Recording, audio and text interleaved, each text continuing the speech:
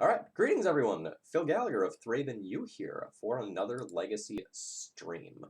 A while back, I received a donation for a dealer's choice stream that I could just play whatever I wanted one day and someone would fund it.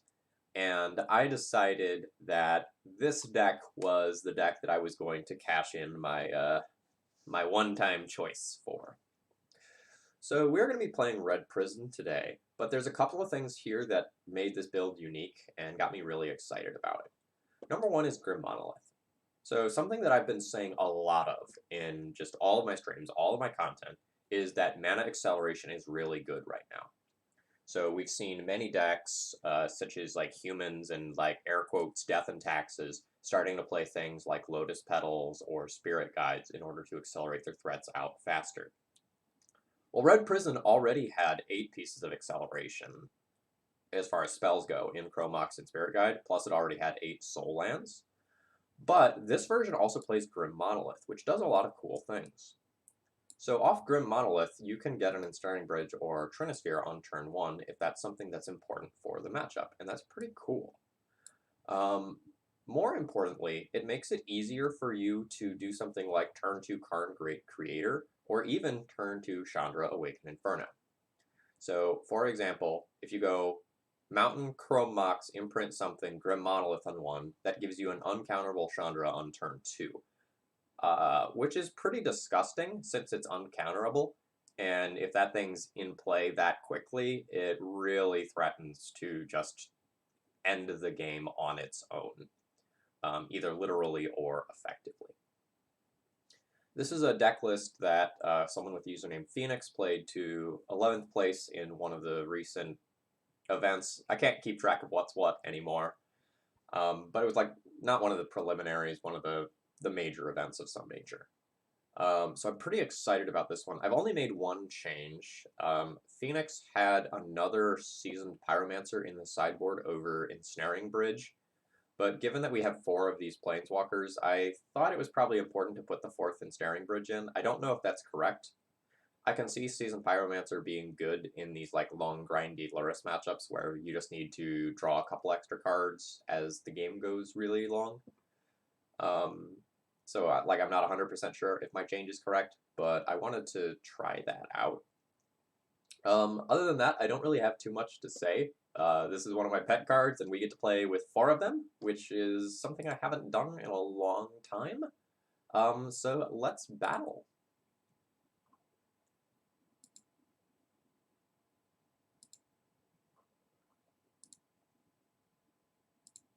Hope you all are doing well today. I know a lot of people are down on Legacy right now, but hopefully we'll have some fun today, nevertheless. The old Lurrus dominance is getting a little ridiculous. But we've got some Commander the Gathering. Yeah, Super Qualifier. I think that's where this deck list is from, actually, Zopmaster. Yeah, and it was like 22 of those were Lurrus decks of the 25 or something like that. I am pretty excited. On Monday night, we're going to try out a Yorion Enchantress deck, courtesy of Spatula of the Ages. So that'll be a weird day. Looking forward to that. No one knows when the next BR announcement is. They can happen randomly 1 week from any given Monday.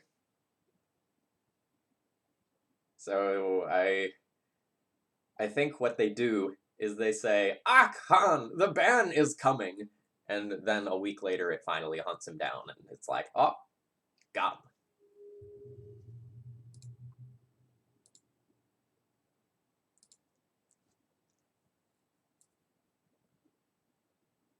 Legacy and Vintage are in really weird places because of Lurrus.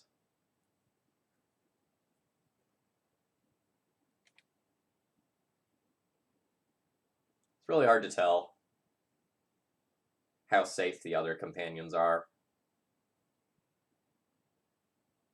because like, Zerta is very good, obviously.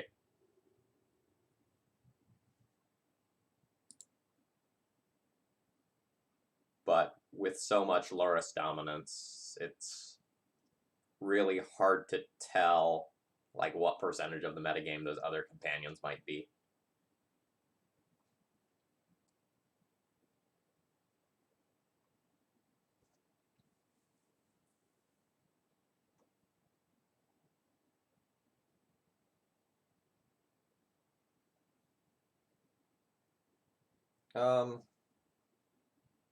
We have kind of a bad hand that I'm going to keep. If our opponent is on a fair Loris deck, this hand isn't the best. If they're on an unfair Loris deck, this hand's pretty good. So, like, for example, if my opponent just goes like Delver Go and I'm on a double Ancient Tomb opener, things are super, super awkward.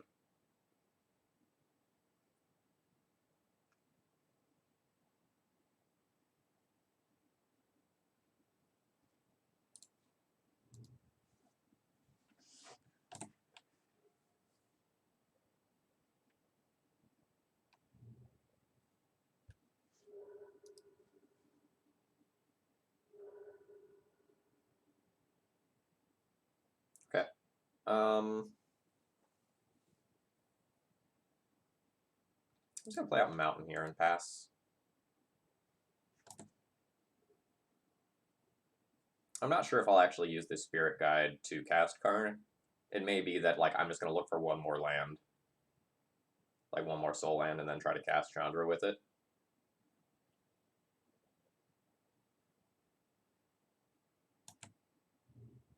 JK, I'll cast Karn with it this turn if they have a Mox Diamond.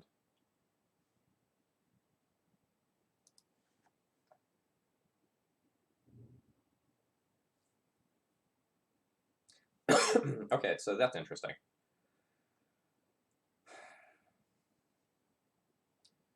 I think I'm going to give up my Abrade in order to not use my Spirit Guide and try to get Chandra Awakened Inferno into place sooner.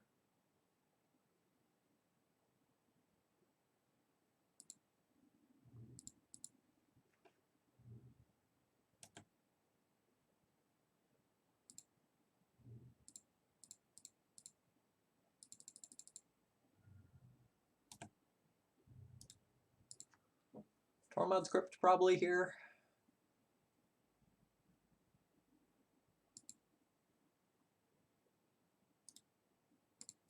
The other thing I can do is just keep Karn's Loyalty where it's at.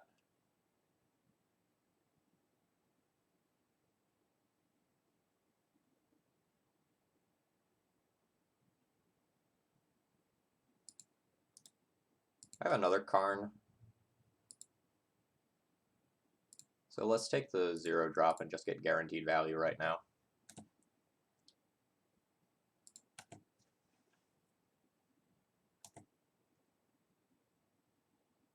I don't need to kill Diamond if I've already shut it off. My opponent doesn't have mana to, like, double kill Karn. Like, double Punishing Fire Karn this turn.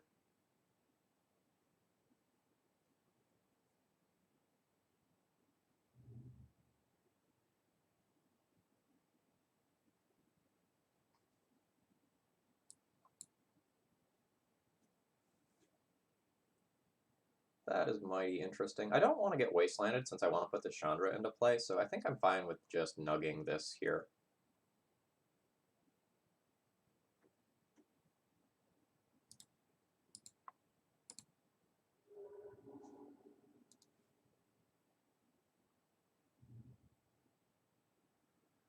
Okay, so 5 mana this turn. Chalice on 2 just seems like a really, really good play here.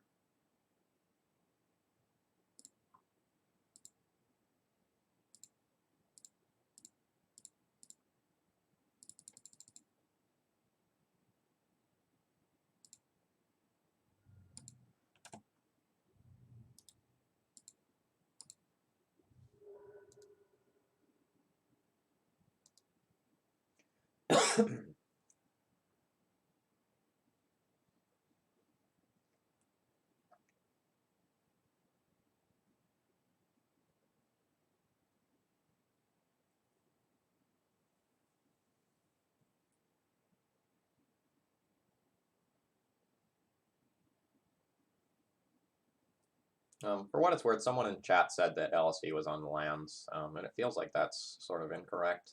It really looks like this is more of an Elvish Reclaimer style deck to me.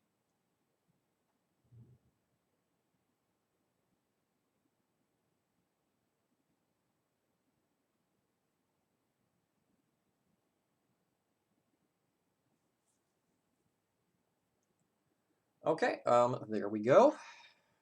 So that's everything we need to cast Chandra.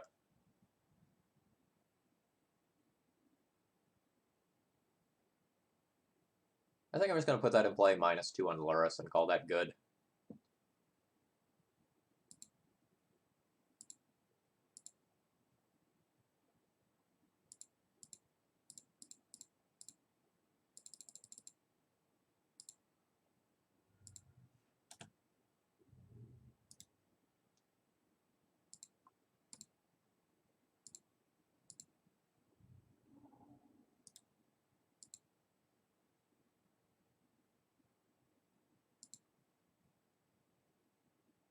I'll go ahead and get a card out of Karn here.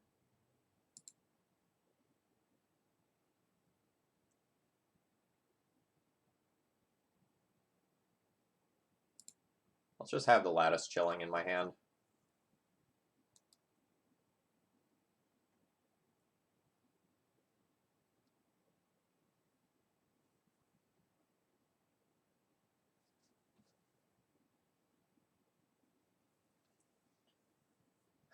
So the sideboard space is really tight, and I don't really think that I have room for that sort of thing. So for example, this version only has 3 Leylines of the Void, when 4 Leyline of the Void is almost always a staple in the sideboard. And the version that I was copying this from initially also did not have the 4th Ensnaring Bridge. It had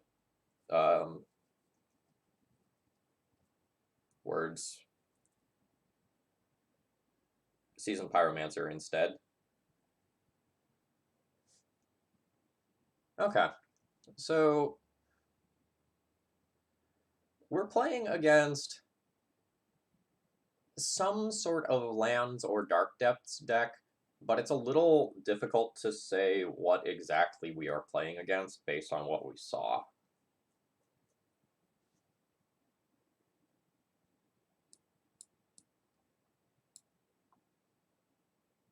I probably want the Sorcerer's Spyglass in the main deck.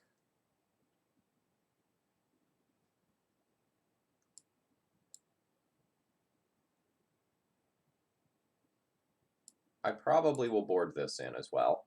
Just like sticking one of those and getting a couple emblems is probably a very easy way to win the game.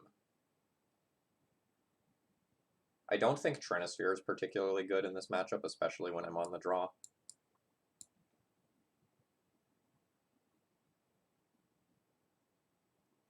And then the next question is, like, do I Leyline? I think I probably Leyline.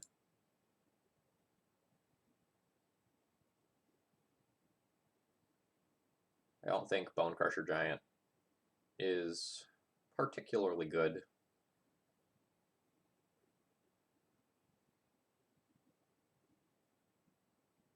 I don't really think Chalice is fantastic either.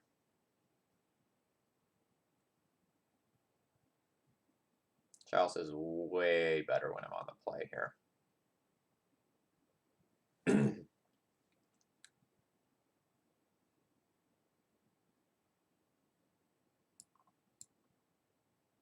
I think I'm winning this game via Planeswalker, so like I'm okay doing this.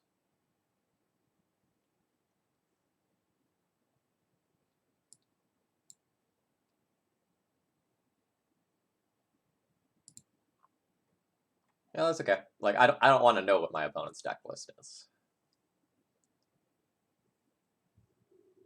Right? I would much rather play the game of Magic and try to figure it out as I go along.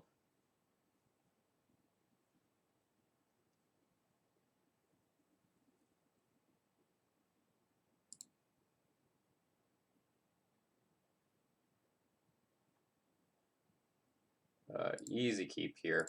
Bottom that. Done. Reveal Leyline. Okay.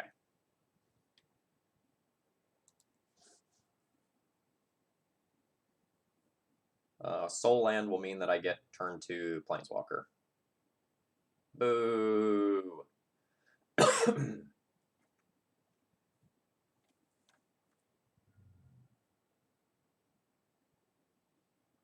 We'll take this one slow.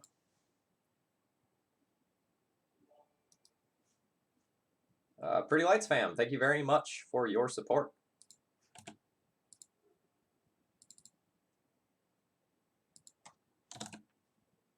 Let's tick that up.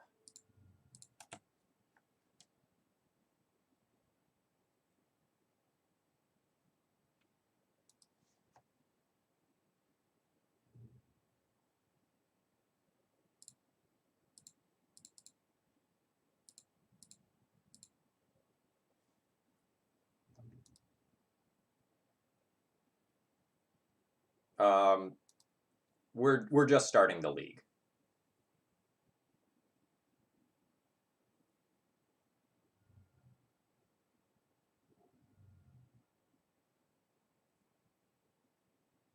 So it's very hard to tell how good the monoliths are.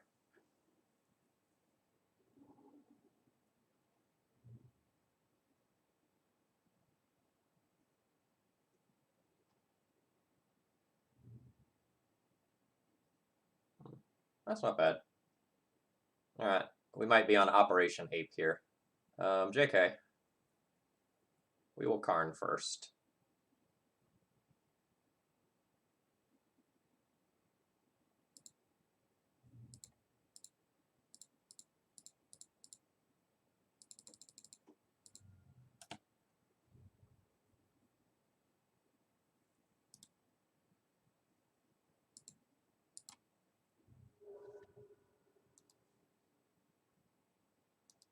So we have 1, 2, 3, 4, 5, 6 mana showing. So if we don't get like Merit Lodge, we can set up the Dark Depths the Mycosynth Lattice Lock immediately.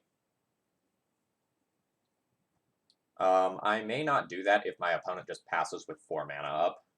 If they pass with 4 mana up, I might just get Bridge out of the sideboard so I don't die to crop rotation.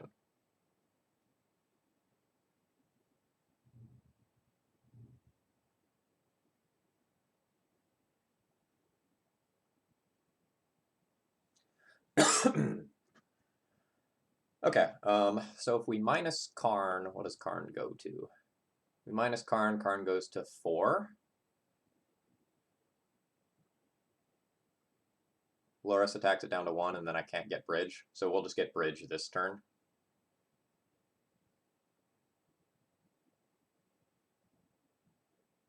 And then get Lattice later. I'm going to play Sorcerer's Spyglass first before I make any other decisions with my turn, though.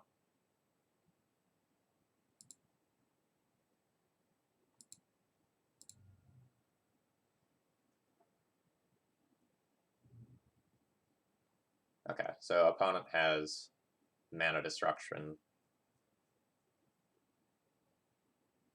That's going to make it difficult for me to get the Lattice down, but that's okay.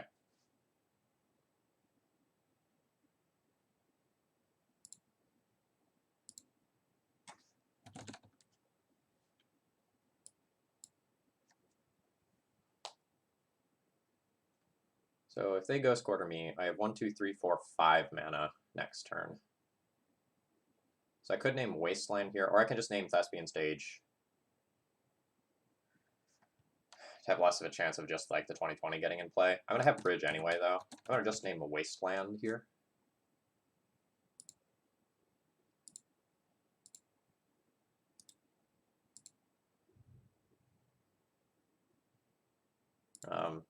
Very, very happy that I made the change to put the Ensnaring Bridge into my deck.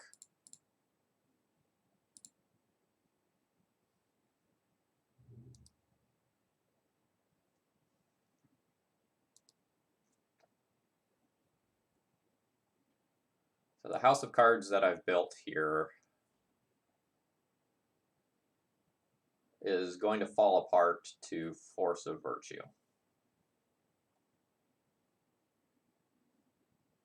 Or sorry, Force of Vigor.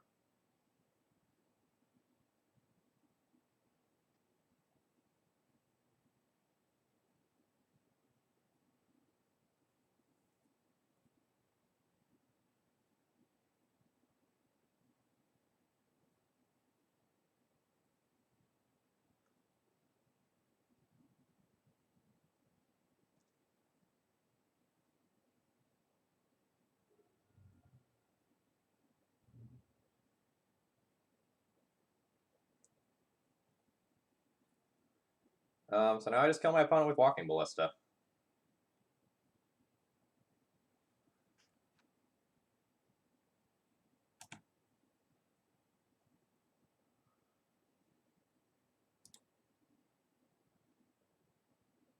Yeah, I'm not expecting Swords of Plowshares or anything like that.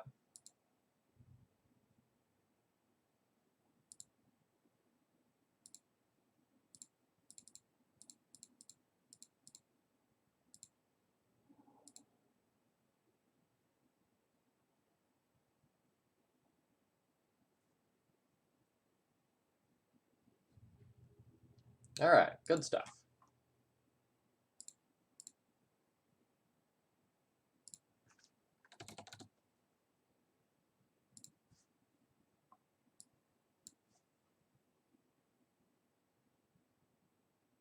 Alright, where's this list? Whoa! This is cool!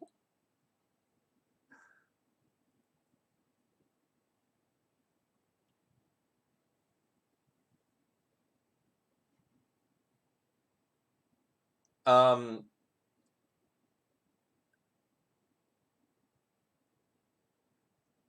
so, like, obviously I'm not watching the other side of my opponent's match. I don't know what they had, right? But I don't know that they have any idea that they should play around Walking Ballista. That's not a common sideboard inclusion in this deck.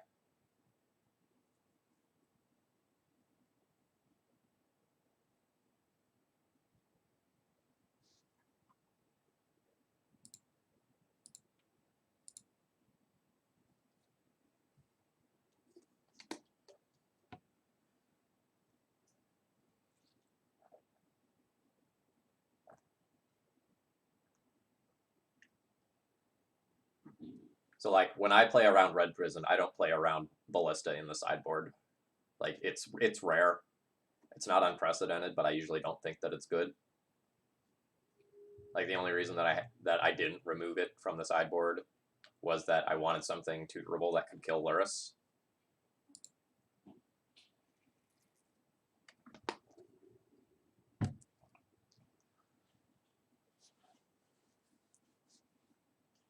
As a very aggressive eye.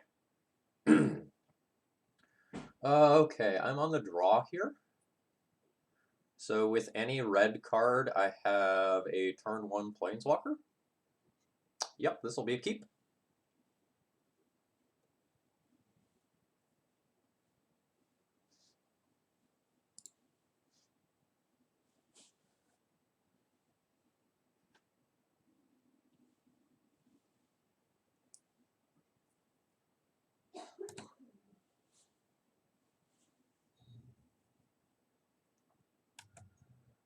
Okay, Reanimator probably.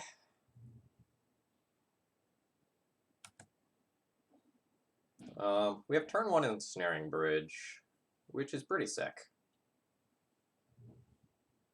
Oh, wow.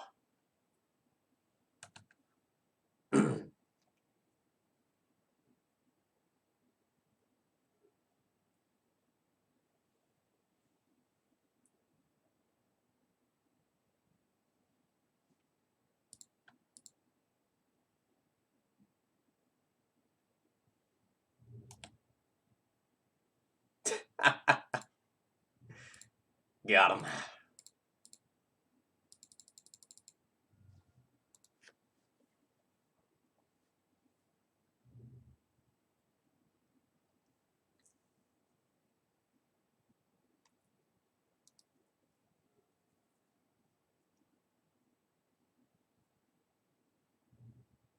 Oh, we were playing against some Bombardment instead.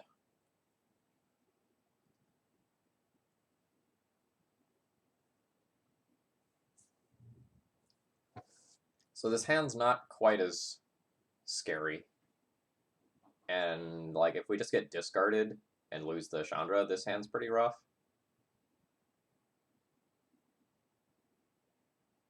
I might be losing this Planeswalker anyway.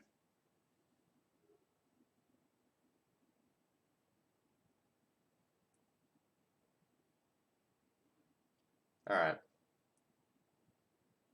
So, Like, obviously I play Mountain. I can put my Planeswalker into play, put Bone Crusher Giant under Chrome Mox, go down to 1 card in hand, and then go Hellbent next turn. It would be hard, not impossible, for my opponent to kill the Planeswalker under those circumstances. Carrion Feeder can do some weird things.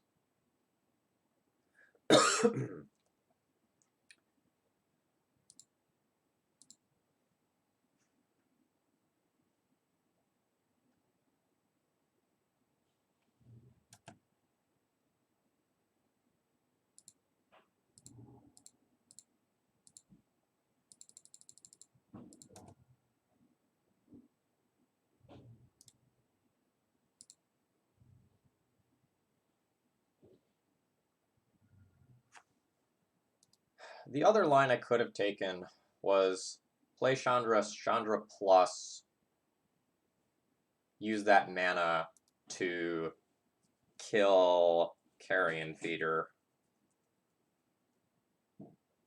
and keep Chrome Mox in hand for next turn.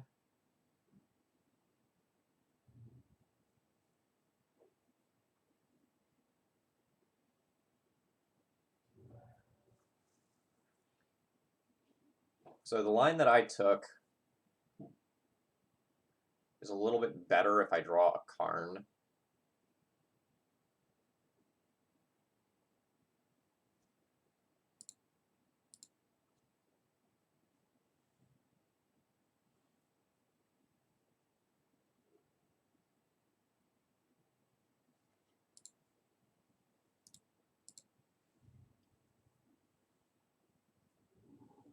Nice.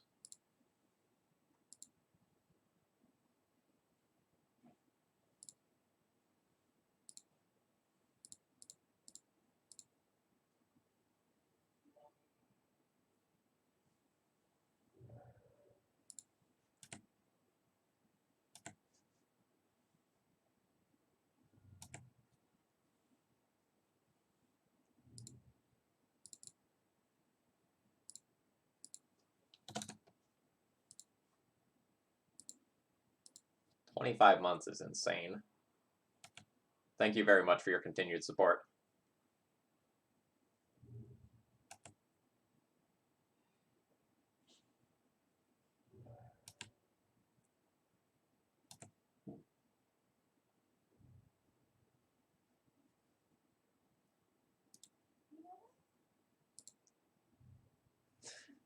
All right, and they're done with me.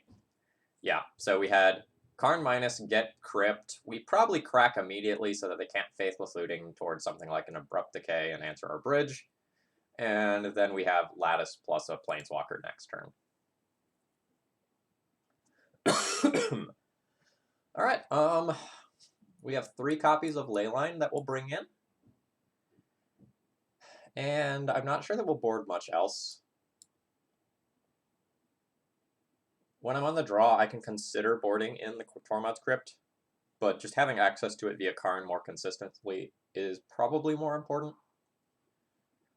I will probably board in the Walking Ballista, just as something that can help break bridges. Or not, bridge from belows, specifically. Can consider these cards as well. Chandra, Awakened Inferno, like, exiling everything is pretty sweet. So what I need to do next is figure out what I want to be cutting.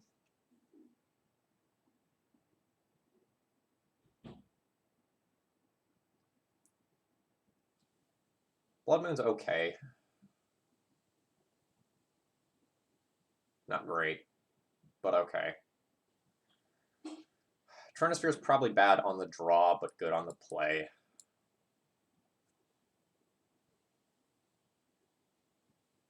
Tronosphere specifically is very good against Gravecrawler.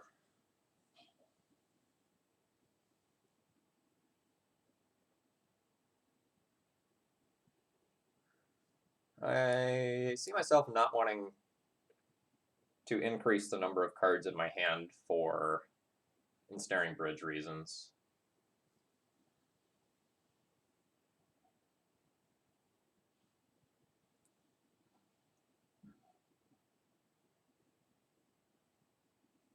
I think I'm going to do something like this. It's just kind of a light touch.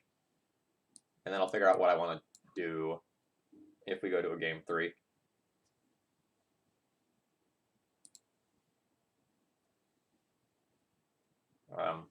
Force of Vigor, again, is going to be a card that I'm going to have to watch out for. I think I will keep a turn 1 Blood Moon hand or turn 2 Planeswalker hand against this deck.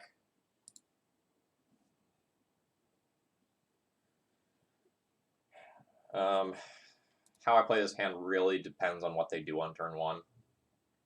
Like, what they fetch here is so huge.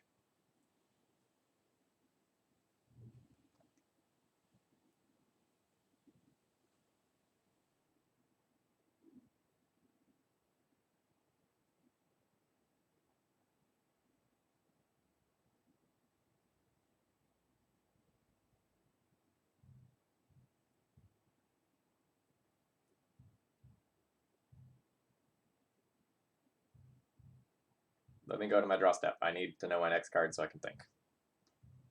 Okay. So, what happens if I moon versus if I don't moon? If I don't moon, I get Tormod's Crypt next turn. If I do moon, I slow myself down considerably. If I moon, I still give them access to red, so they can still Faithless Looting. I would be cutting them off of green. So green would mean that they can't, like, Abrupt Decay, Assassin's Trophy, or hard cast Force of Vigor.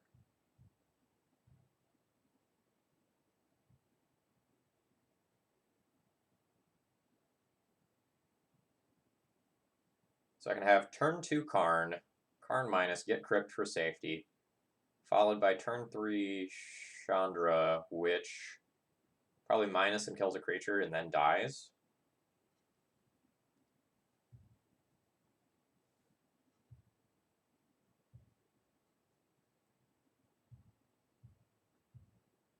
Mooning here means that I'm going to take a considerable amount of damage from this Putrid Imp.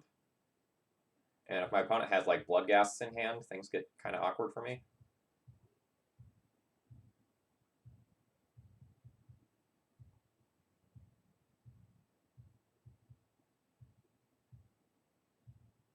My hand's so top-heavy that this is a very awkward decision.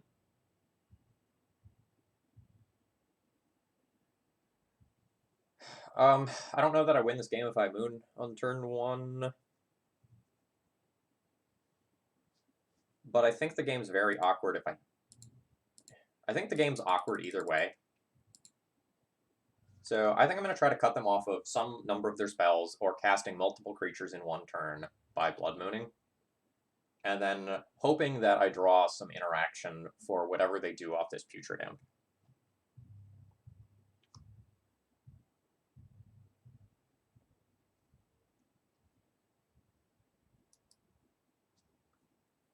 Okay. I don't know why you need to discard that in your upkeep, though.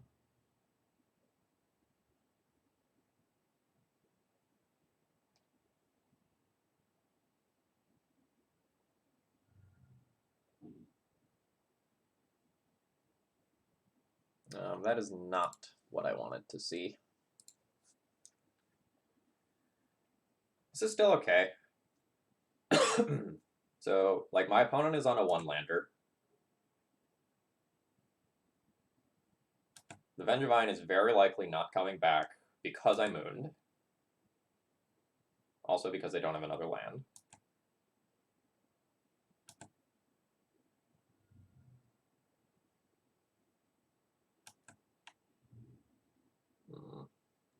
That's awkward. Alright, so we have just totally whiffed on the early interaction that I was hoping for when I kept this hand. This is definitely not the end of the world, but I'm set up to take 4 this turn, followed by 5 the next turn.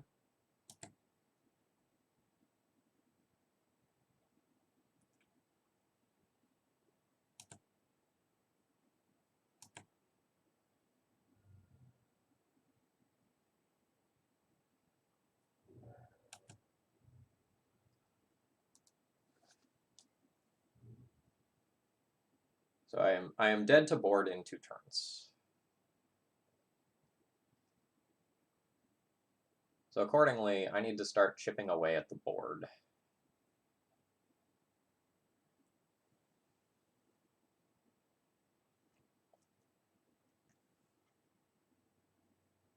And Ensnaring Bridge is probably the long-term plan to beat what my opponent has going on, but I think I need to, like, use these Planeswalkers to pad my life total first.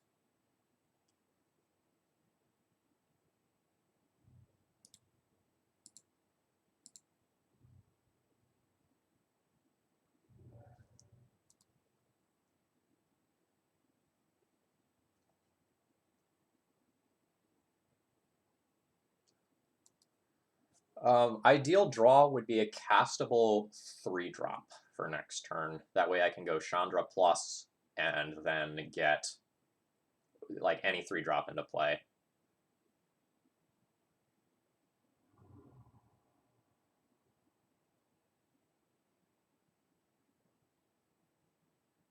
JK. Alright, we're not quite to the point where Ensnaring Bridge is good yet.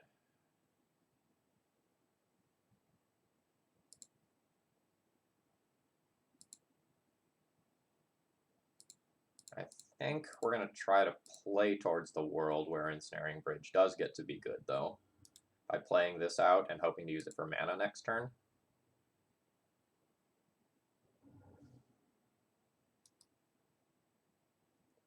So I have 5 mana showing, 6/7 with Chandra. That's enough for Karn plus Bridge in a single turn cycle. It's unclear whether or not my opponent is going to go at me or at the Planeswalker.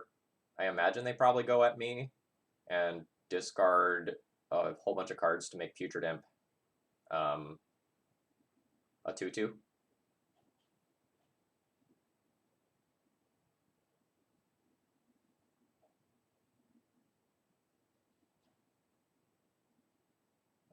They discarded 1 more card than they needed to there. Oh no, JK, they have a Hogak.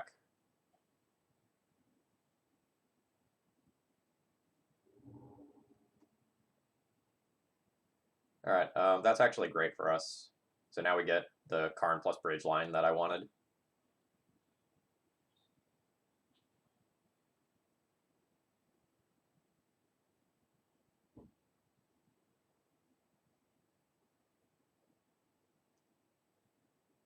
Man, putting that bridge back in the sideboard was like a plus choice.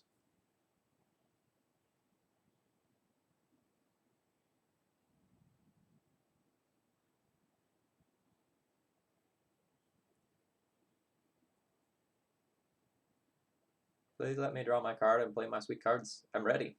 I have the plan. I don't think the plan's changing at all.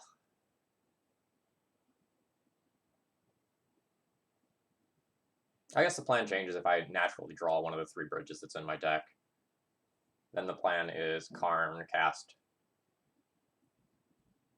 Karn plus cast bridge plus tutor for Tormod's Crypt.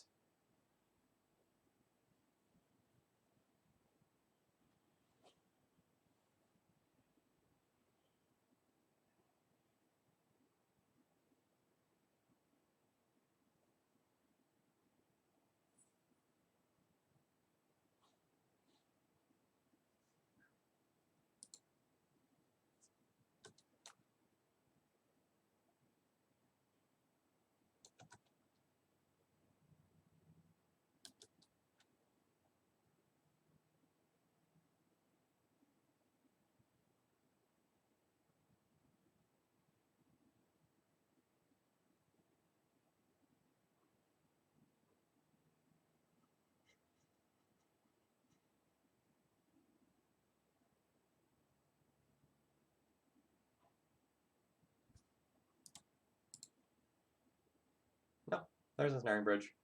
Oh, so Marius, the version that I copied, I took 74 of the 75. They had a Seasoned Pyromancer in the sideboard where I have Ensnaring Bridge. And the Ensnaring Bridge has felt very, very good so far in the stream.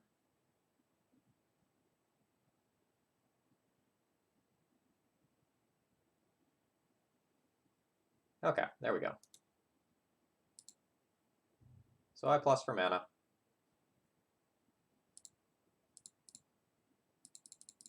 I play a Planeswalker. Let's minus. Get ye old ensnaring bridge.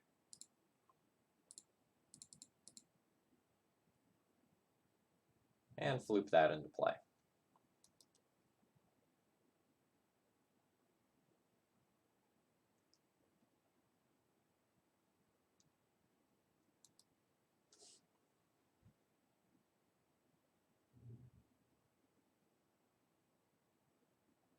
Oh, that Bloodghast is hasty.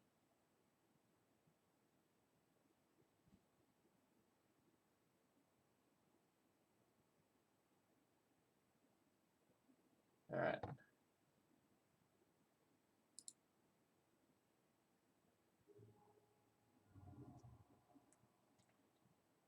So I'm at 7.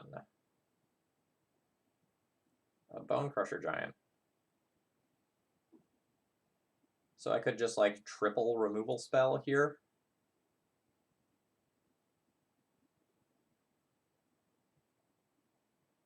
Abrade 1, Bone Crusher Giant 1, Chandra 1. Otherwise, what can I do with Karn?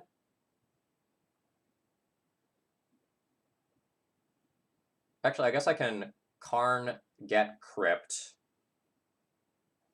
Let me just confirm that I haven't gotten Crypt this game. I have not. So I can go 4 mana, Karn get Crypt, and then I have 3 mana, and I can use one of my removal spells. And I can do that to help empty my hand and work towards the bridge just being the lockout piece. Is that better than just triple removal spelling my opponent's board? Unclear.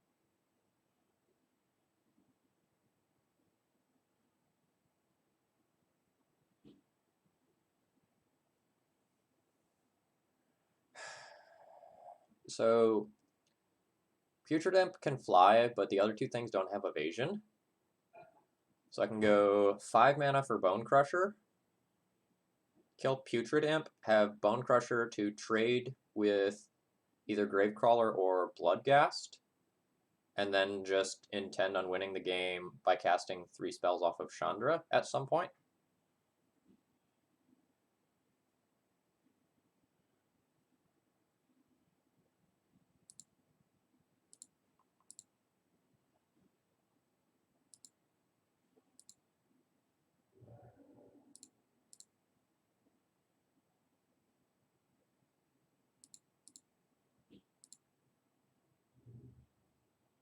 So if I plus for mana here,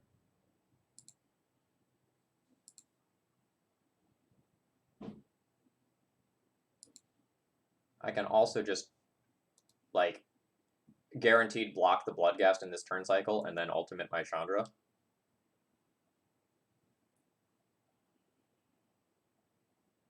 So now basically Force of Virtue plus green card is what I might lose to. I don't know that I'm going to get to, like, beat the Hogak Trample if Bridge dies.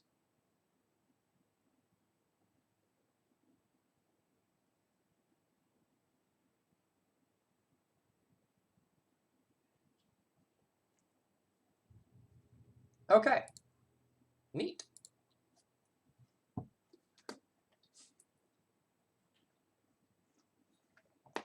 Hello and welcome, Otter Lady. Hope you are having a good day. We have not dropped a game yet with this build. Build feels very strong.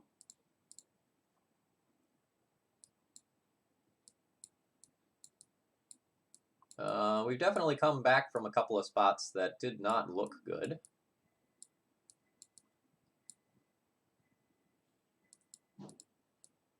So far we have played against a very interesting and spicy lands build and Zombardment. Well, I guess Hogak, it's not really Zombardment anymore, as we've taken away the Bardment portion of the deck.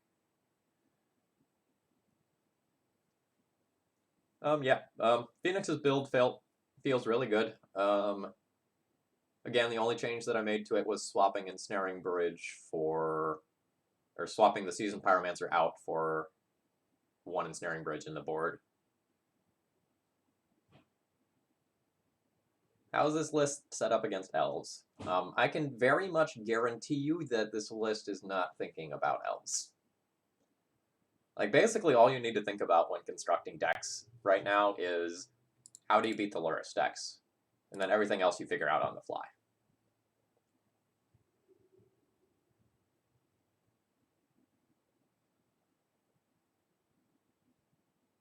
Okay, so opponent has no companion, and I have no companion. I have a turn 2 Karn with this hand. I guess we'll keep that.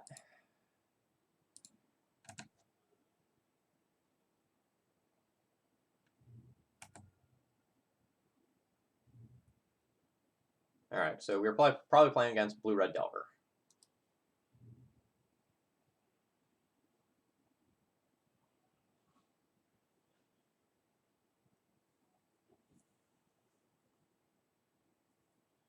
Helm sucks in Red Prison. I can't shout that one from the rooftops loud enough.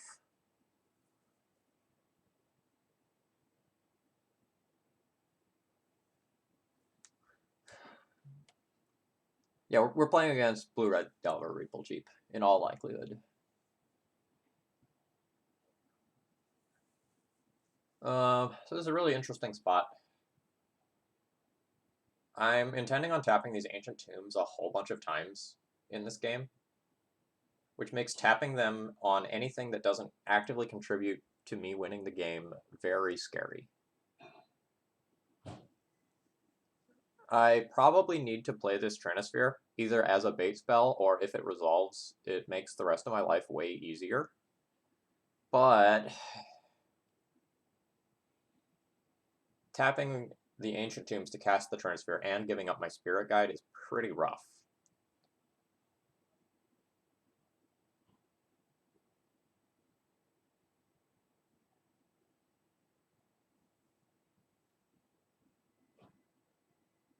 So if I take 2 and give up the Spirit Guide to cast Trinisphere, and the Trinisphere gets countered, I'll be at 18, and then either 17 or 15, depending on whether or not the Delver flips. If I play Trinisphere this turn, I'm also more or less...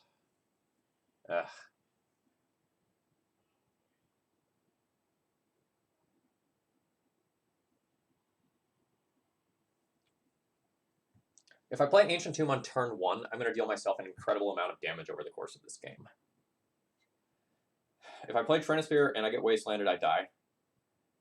I might need to just play towards abrading their first creature and hoping they don't have a second creature in their hand. The positive to not playing Trinisphere is protecting my life total, which is what I am going to do.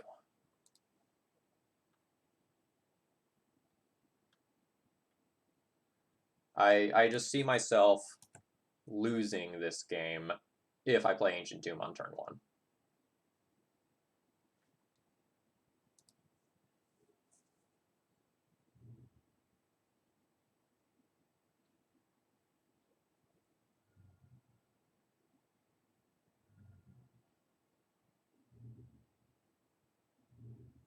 Ooh.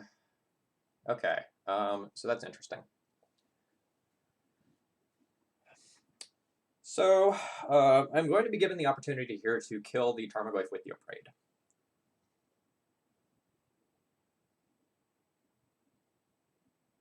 So I will Abrade the Tarmogoyf. There's not yet an instant in the graveyard. Tarmogoyf will grow to a 2/3. And even if they counterspell, that does not matter.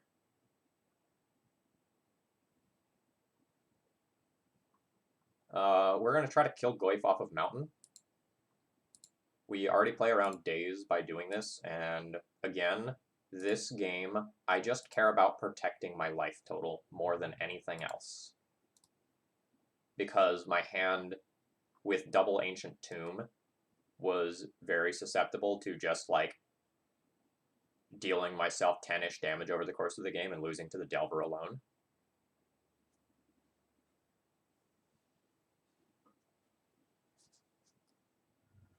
So, hopefully this next turn is probably the only turn where I have to take damage off an Ancient Tomb.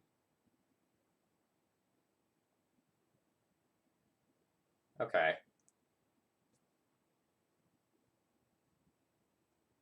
We probably are going to take damage off Ancient Tomb twice this game.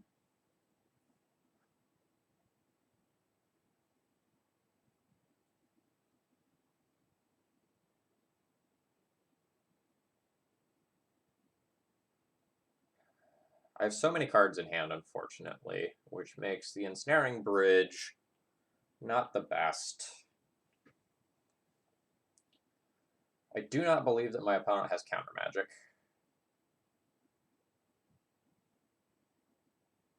Based on the last turn cycle, I think like you 100% counterspell given the opportunity to.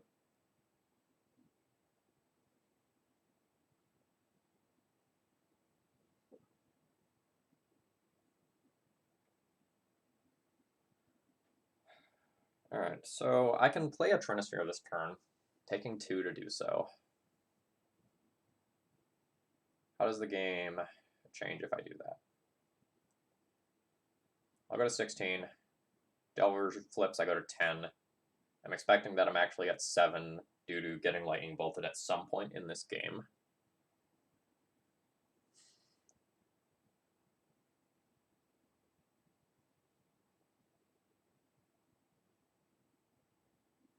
The issue right now is that I have so many cards in hand that it's very difficult for me to go Hellbent or close to it to make Bridge work.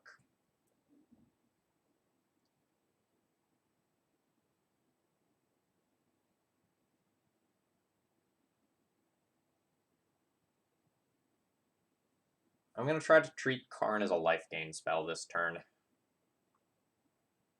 I don't think I have time to play Trinisphere.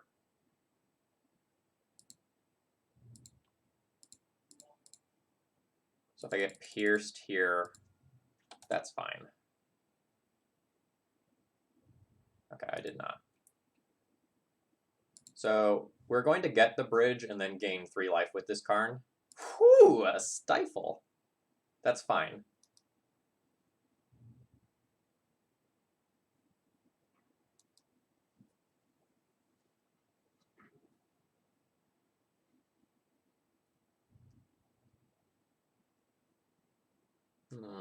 So that bolt is actually very inconvenient because that means a Planeswalker now goes to the graveyard.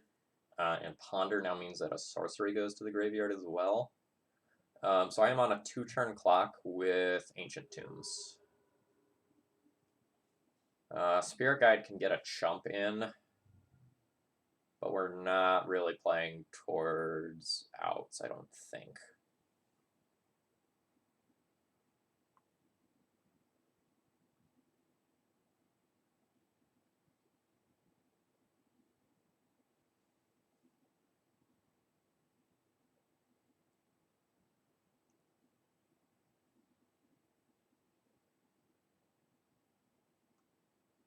Probably need to play City this turn.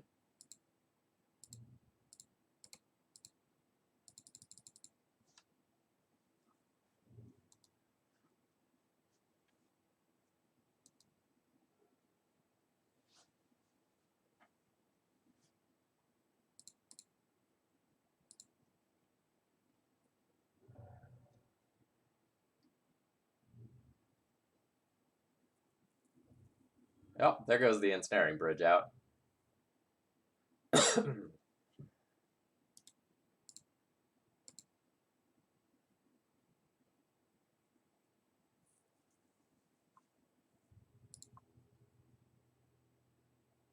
Alright, so we are playing against Rug Delver. I will probably board in the bridge. I'm going to be trimming some number of Karns. They're really not good in this matchup. And then we'll probably just bring in a bunch of removal. So I think Transfers and Karns are probably the worst things for me in the deck. So like as you saw that game, Transfer can be really awkward versus Delver because once they already have a threat in play, It's okay if they just pass the turn and hold up 3 mana to counter whatever you're doing. Like, it slows them down greatly, but it's not necessarily the sort of game that you want to be playing against Delver, in my opinion. I think a lot of the times, like, you're looking to play this, like, long, grindy control game versus Delver, where, like, you eventually are, like, hiding behind a bridge, you've locked them out of some number of their spells, and then you cobble together a win from there. So you want things that impact the board, and Trinisphere and Karns don't actually impact the board in any way. So like the question is, how many Karns do I want to board out?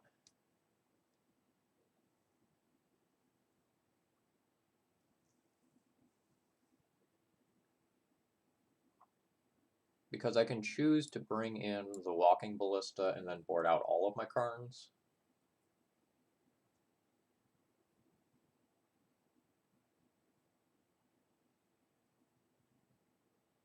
I think I'm good with that.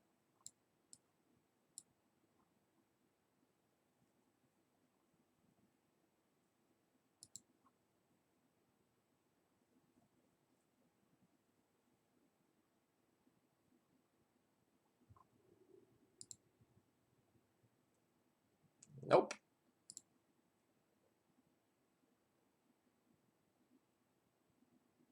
Oh, this is a weird one. Okay.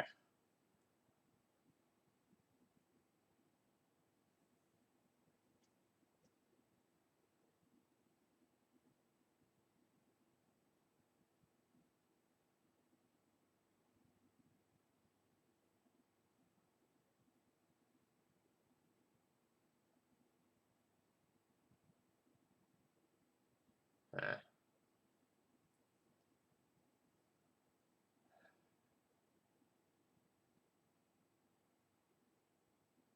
Oh, this hand is really weird.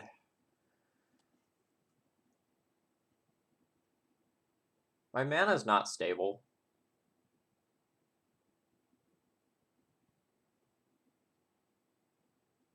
So like I go turn 1 Mountain Pass, turn 2 play a bridge off City of Traders. If I get Wastelanded, it kind of sucks, but I have another city. I'm not super working towards playing a Planeswalker, especially a Chandra Awakened Inferno. Is this better than the average 5? I have a very large chance of just...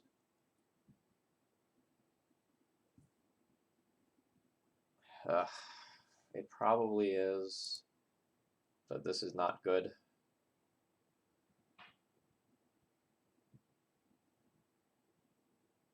I think I need to keep all my lands. I think I need to keep both of my bridges, so it's Bonecrusher Giant versus Spirit Guide for what I actually get rid of with this hand.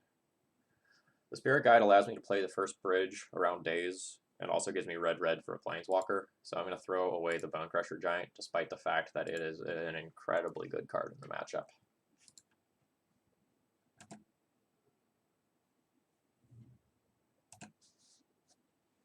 I would love to just draw a mountain.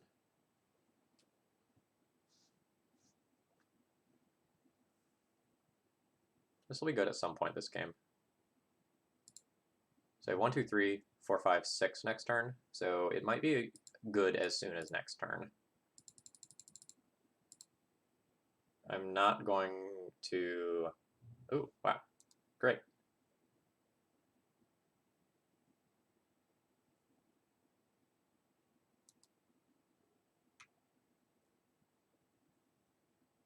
So awkward if I get wastelanded, though. Fuck. That's okay.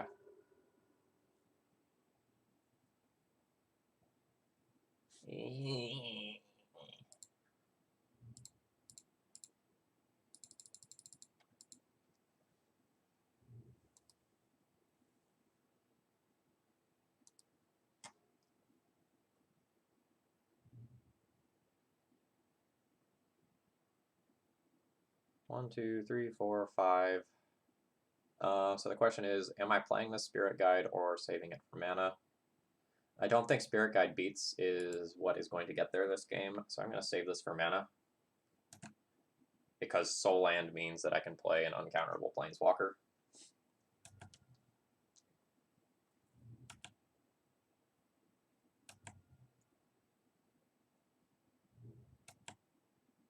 braid for one of the bridges. Ah, Ancient Grudge is rough.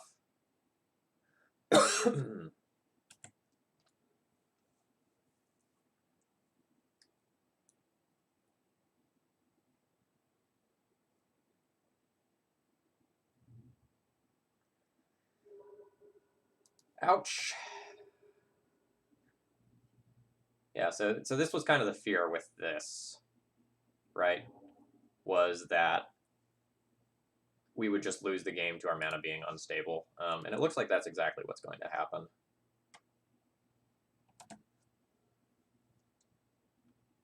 We're not dead yet, but damage is done. I'm not going to waste a Spirit Guide just to save 4 points of life there.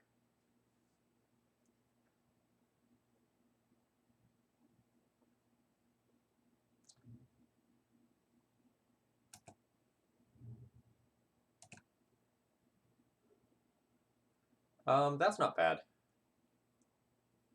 So when do I want to do that?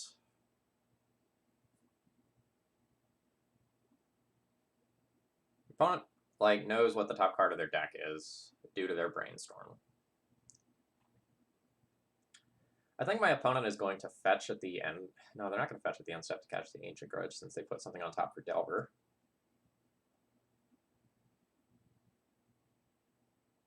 So it's a question of, if I play it now, there's Force of Negation to think about. And if I wait, my opponent has more open mana.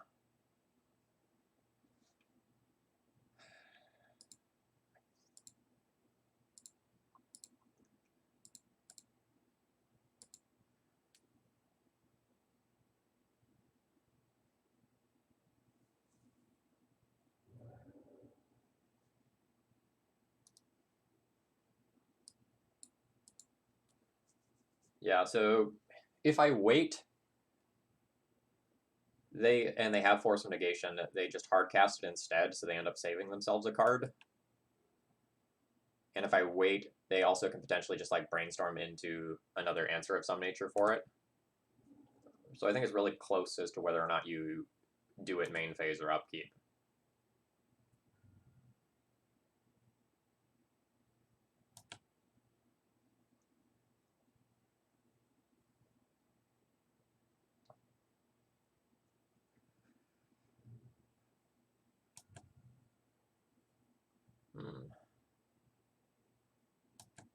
Alright.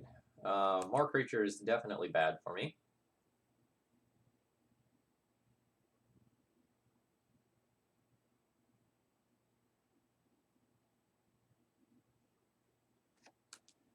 Okay, plays this turn are Hardcast Bonecrusher Giant, which would be bad against Bolt, or Hardcast Chandra using Spirit Guide, which would be bad against Daze.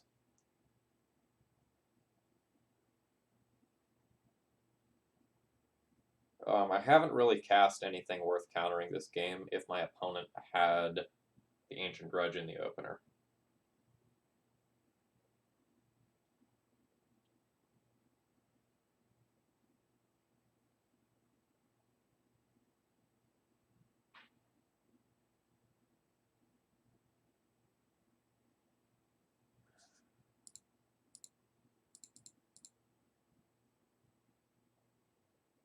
I'm not sure if I'm supposed to Spirit Guide if they Daze, because playing towards this might be very important. But I am going to do it. Because I think this just resolves if they have a Lightning Bolt. So I'm going to hope that this Bonecrusher Giant being in play means that Hooting Mandrills doesn't attack.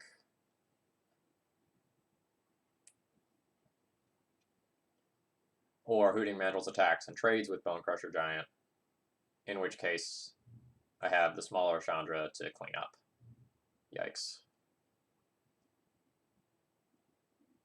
It does not clean that up.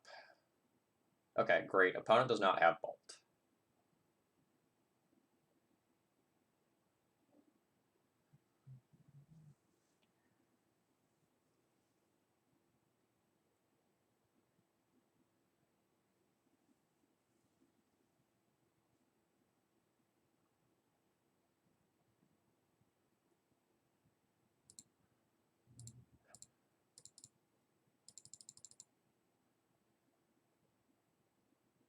So the awkward thing is that, like, this Tarmogoyf is going to be very good against the red removal that is in this deck.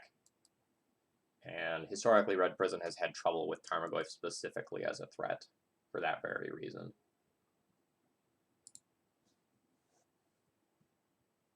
Yeah. So if I block like this, I take 9 and go to 3, which means even that if I rip a mana source for this to kill Tarmogoyf... Oh, no, I can't. Tarmogoyf is 7 toughness. Yikes. Oh, I'm also taking 1 additional damage here. Alright, so I take this block, and then I draw Ensnaring Bridge.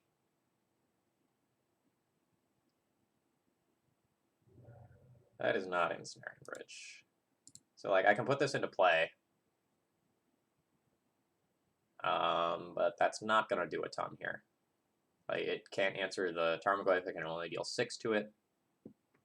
So that's GG. Like, we can answer the Delver and then die to Tarmogoyf, and I can't do both of these things.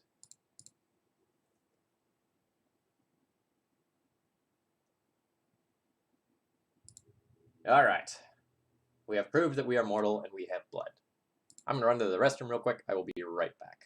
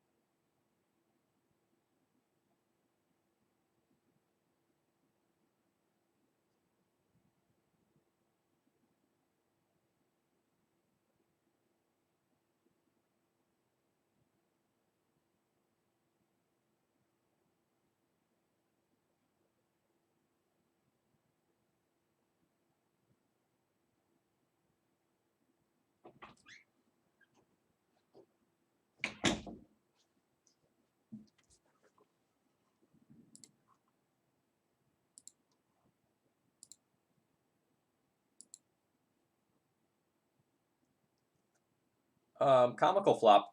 Historically, Rug Delver's not actually that bad against Red Prison. Like, Red Prison is probably favored, but it's very easy to lose games to Tarmogoyf. So if we take a look at the removal that this deck is running, Abrade and Bone Crusher Giant both are limited in the amount of damage that they do, right? Like, Bone Crusher Giant is 2, Abrade is 3. Chandra is 4. So most of the time, if you play a Tarmogoyf in the mid game, it is very difficult to kill, and that means that you have to either race it or beat it with Ensnaring Bridge. It's kind of the same problem that the deck has against True Name Nemesis. If you play a threat that's hard for Red Prison to kill via damage, the games become very awkward.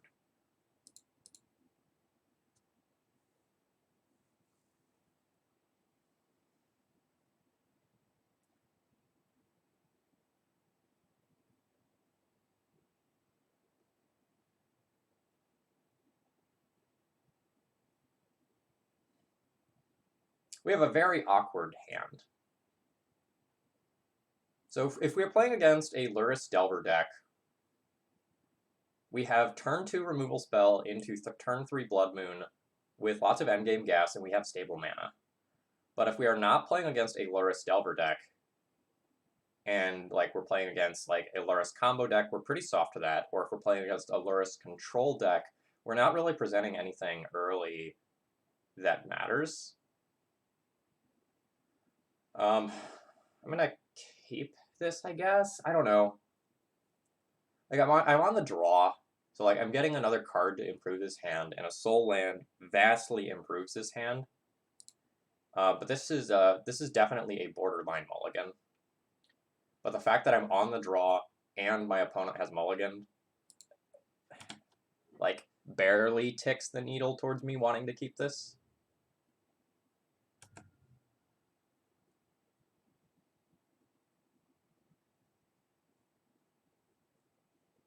Okay, so we're going to be playing against a snow deck, so we're not presenting early pressure, which is kind of a problem in the matchup. That's very good.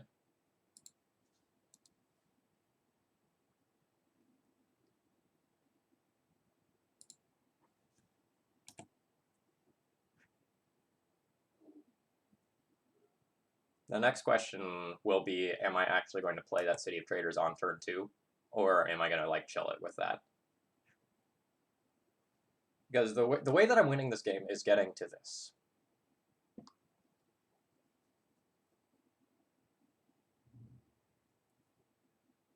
And City gets me to that a turn earlier.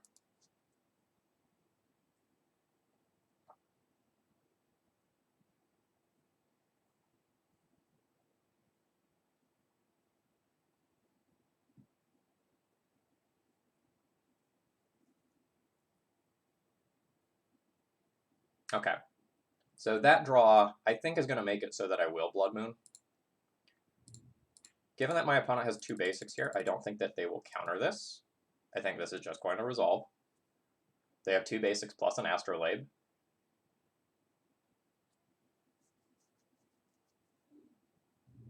Yeah. And so now between Karn and Abrade, I should be able to just, like, stop this thing.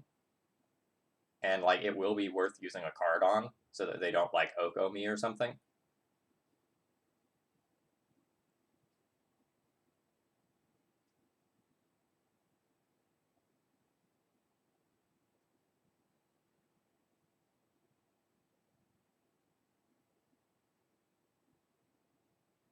I guess they're not going to Oko me, they're a Luris deck.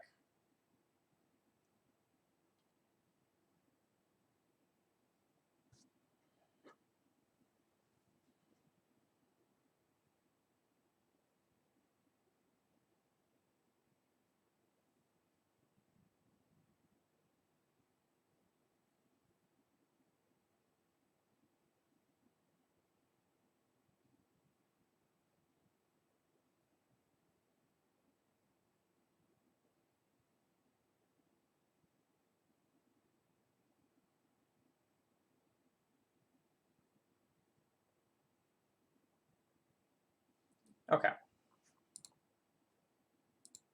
I'm going to go land pass. And then I'm going to go for upkeep, attempt to destroy the Astrolabe.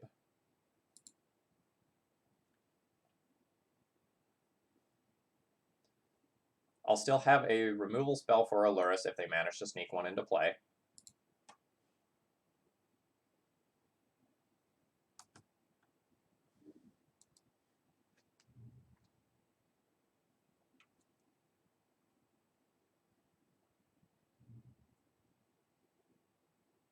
And then next turn I have Chalice plus Bone Crusher Giant as a removal spell.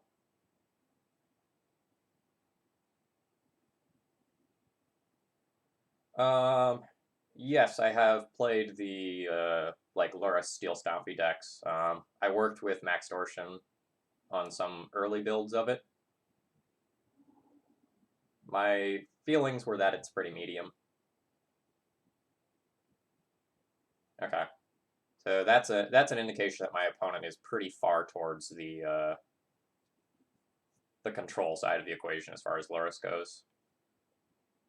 So we might be looking at something like Miracles. Alright, so step one is try to resolve Chalice of the Void.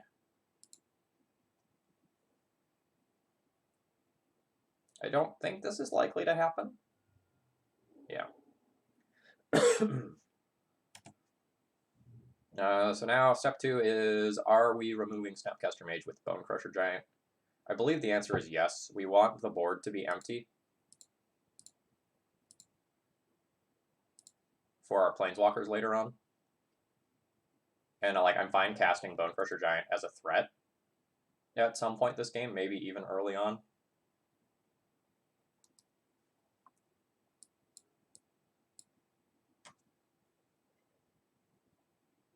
Removing the Snapcaster means that I don't have a removal spell for Lurrus,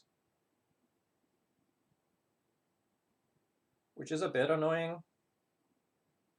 But Karn may be getting me a Tormod's Crypt at some point this game anyway.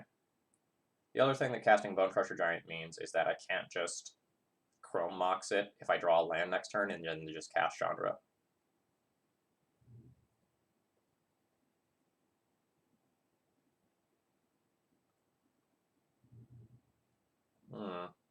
That's annoying.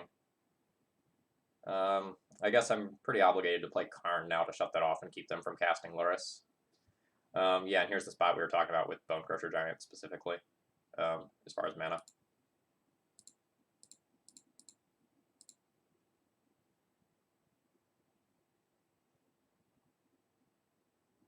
Ugh. Yikes. Alright, that stings.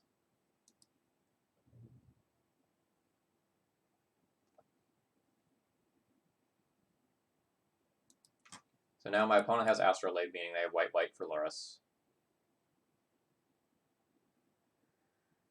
Ugh. What an unfortunate series of events.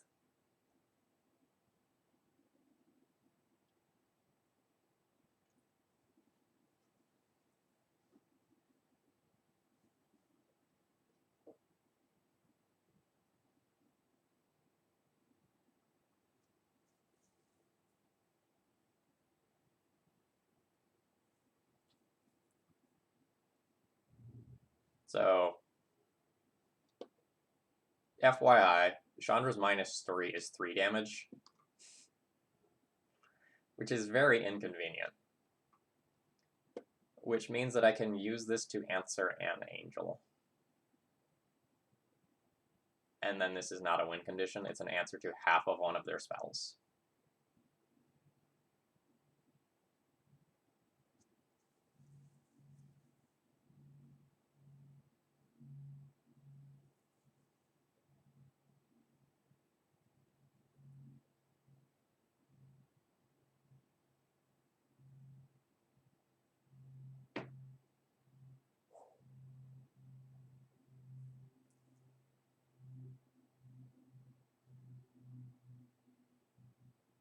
So I need to play towards winning the game via Ensnaring Bridge.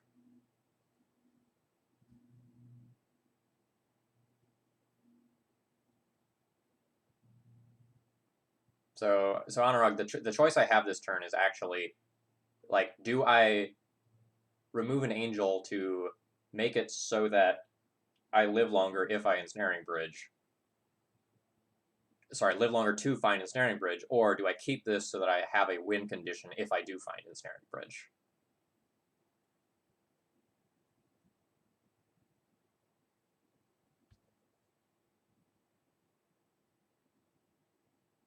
So I can instead play Bone Crusher Giant and then try to Jedi mind trick opponent into leaving an angel back to trade with this. But I don't know if that line's actually good.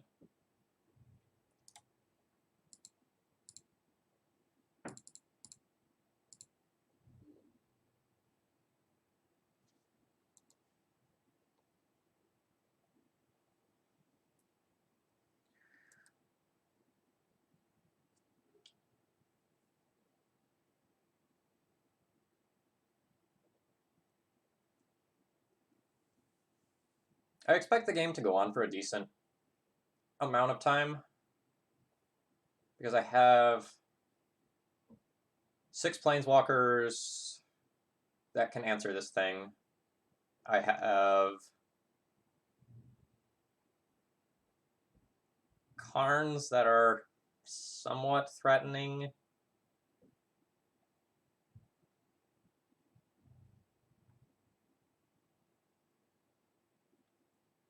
And bridges. That's not what I want.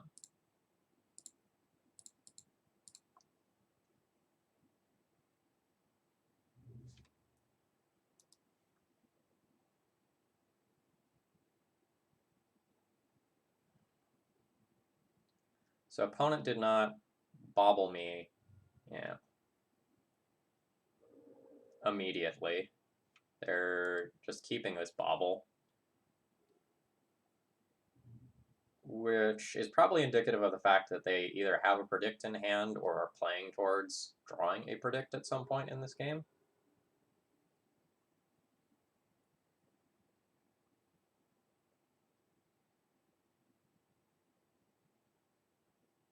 So I expect this is just going to be Luris coming down and increasing the clock to 7 a turn.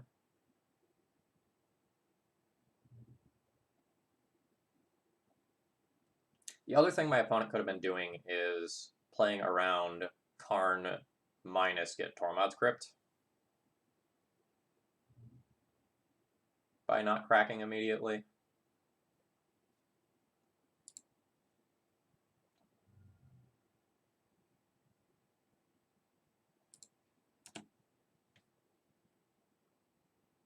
Yikes. Alright, we're pretty dead. Like, opponent is going to get to accumulate enough resources that by the time I find a card that matters, my opponent should be able to answer it.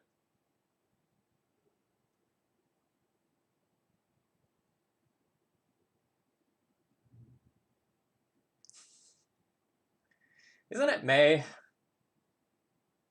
It's May and you're getting snow? It's pretty weird.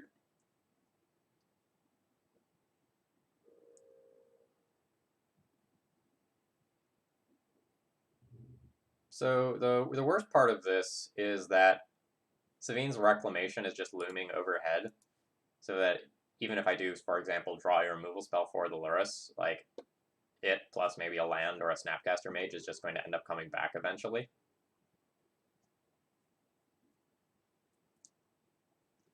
So I'm not really sure that I end up beating what my opponent has. Alright, so Blood Moon going back to the top of my deck just means that I'm taking 14 without having any say about it.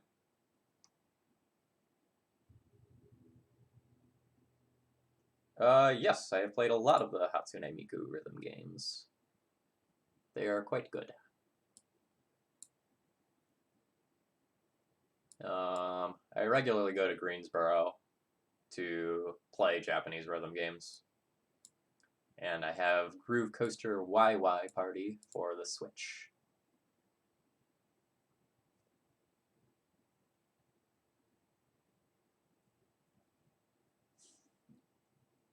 Okay. So I have choices to make in regards to how I want to play out these next couple of games.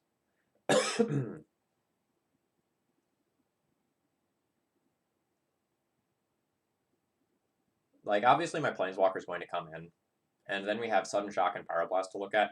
Sudden Shock as an answer to Lurrus, very specifically, and Pyroblast as something that can help protect our non-Big Chandra spells.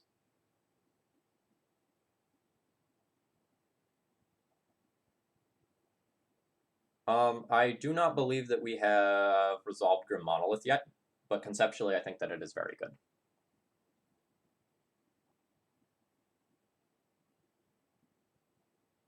Most of the rhythm games are such that you can pick up and play any one, and it doesn't really matter which one you play.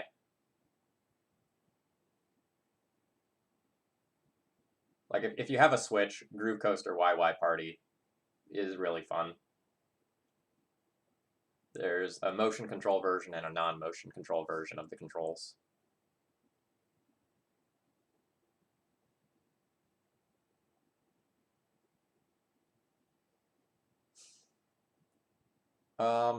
Honestly, I think our game one setup is about as good as we're going to get.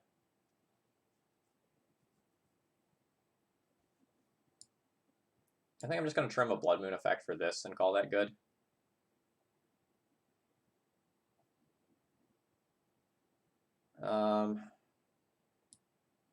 Maybe Sudden Shocks are better than Abrades.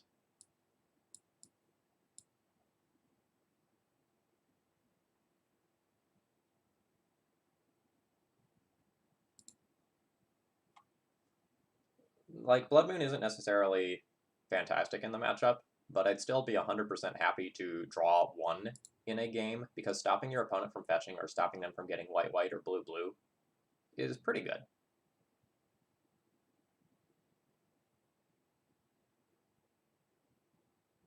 How am I playing this hand?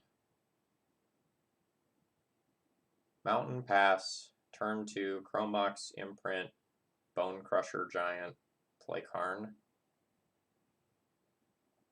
Alternatively, like, the hand is a keep. So, like, let's start there. Alternatively, I can City on 1, Spirit Guide Chrome Mox out Karn, and just say, if you don't have a force, I win this game, because I'll get liquid metal coating, and just destroy all of your lands.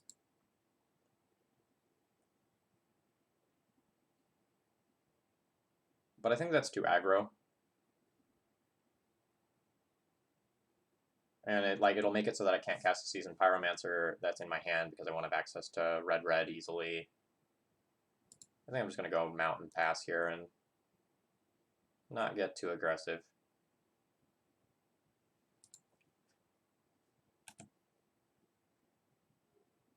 Like, I have Force of Will and Force of Negation to think about on turn 1.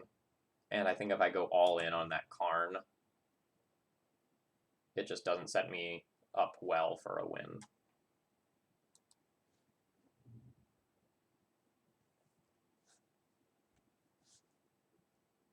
If it goes wrong, specifically.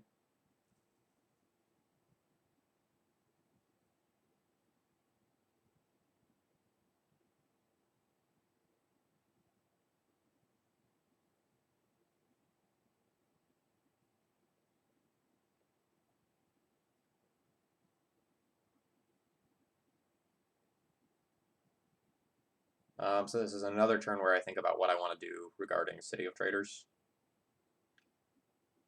I think I want to save it. I think I want to have that mana in play before I play Seasoned Pyromancer. And I kind of want to go Hellbent towards playing towards Seasoned Pyromancer.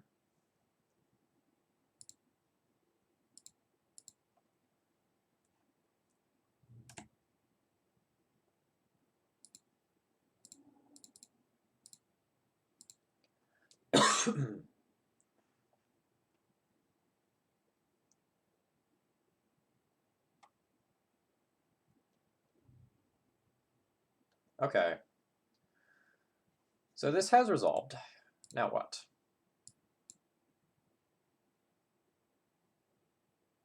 Opponent can't unexpectedly absent it with the mana that they have. We're going to go ahead and minus here and get liquid metal coating.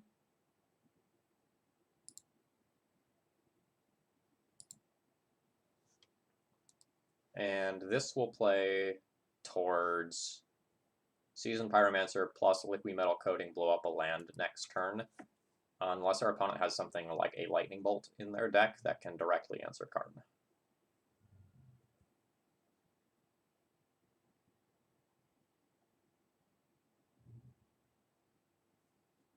Meddling Mage. Okay. We can Karn minus again and Walking Ballista away that Meddling Mage. But we'll want to do that later to play around Savine's Reclamation.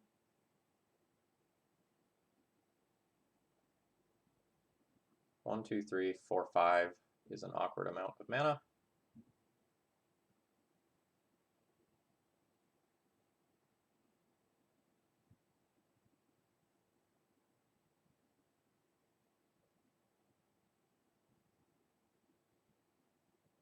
This Trinisphere is probably going to be pretty good later. I think we're going to go ahead and go for the Ballista plan.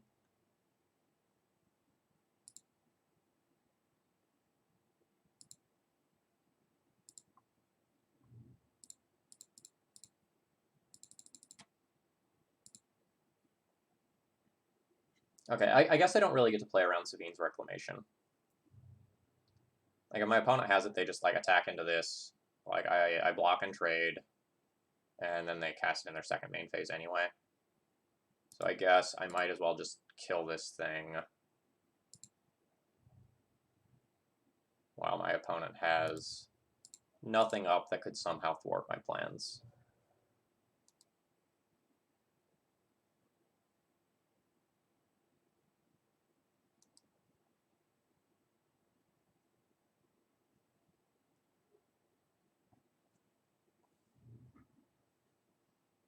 I mean, tapped land is what I like to see.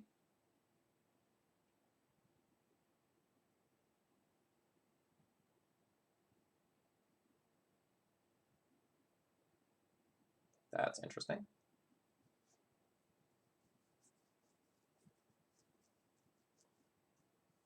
So if I'm willing to use my Spirit Guide, I can cast Trinisphere first to keep my opponent from Force of Willing the Liquid Metal Coating.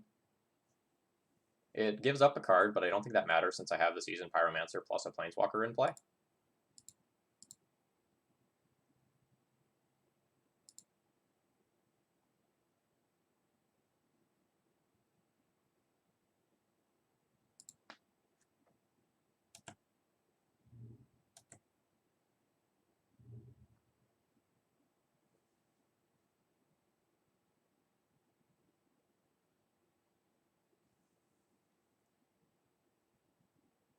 Okay.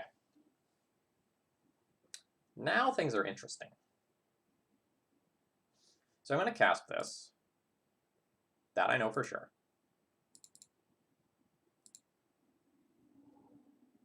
But I could choose to protect the Karn.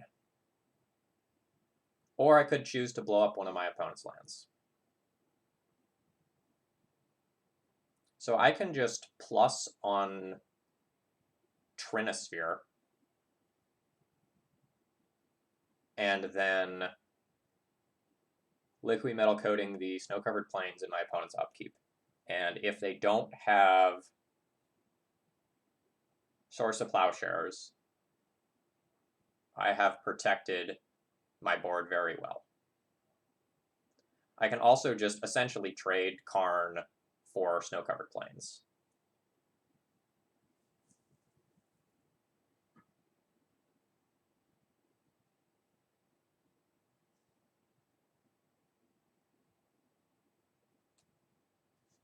That's tough.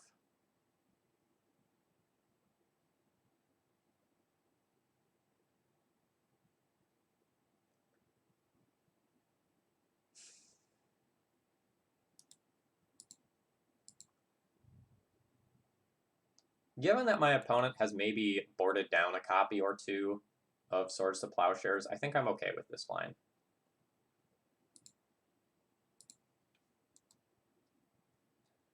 This is so bad if they have the Swords to Plowshares. They have to have it right now.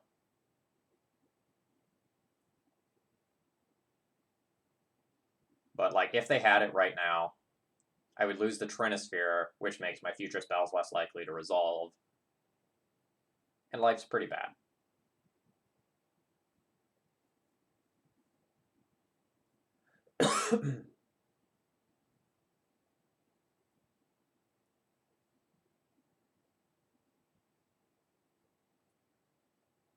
Beautiful. So now Karn will plus to 3. And that means it's not just dead to 1 Snapcaster hit.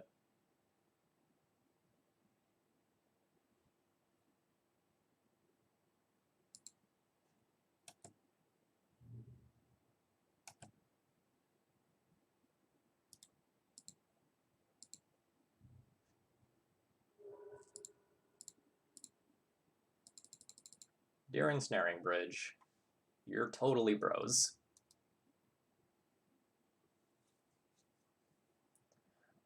So opponent took a pretty good line, like, given what they were able to do, but the fact that I drew Ensnaring Bridge there is just pretty brutal.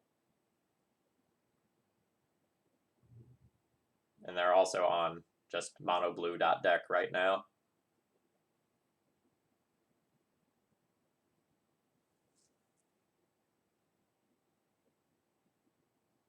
The Seasoned Pyromancer in hand is like super interesting right now.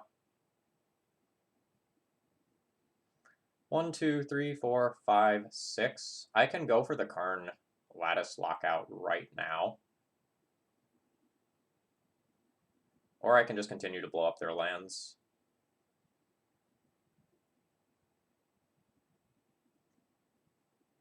Unclear which is better.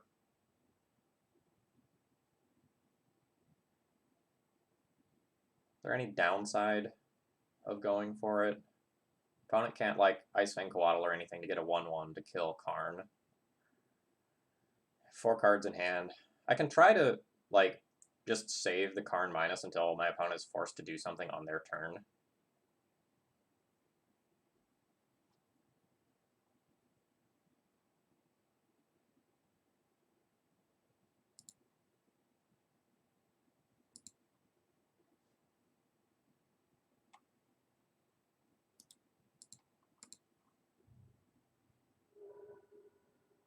I don't think I want to play this yet. I don't want to draw 2 and then, like, whiff on a playable, since I'm already going to play a land here. So I'm just gonna play my land and hold this card.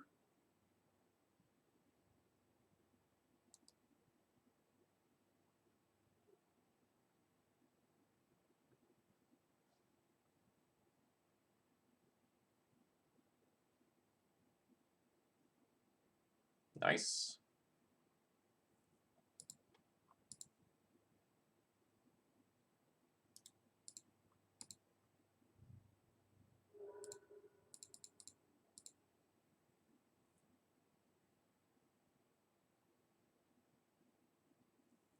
All right, good stuff.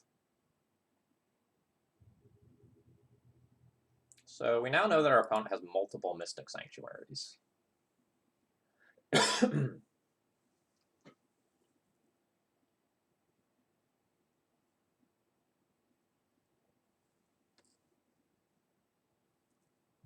We know our opponent has Entreat as well, and we know that our opponent has Meddling Mages.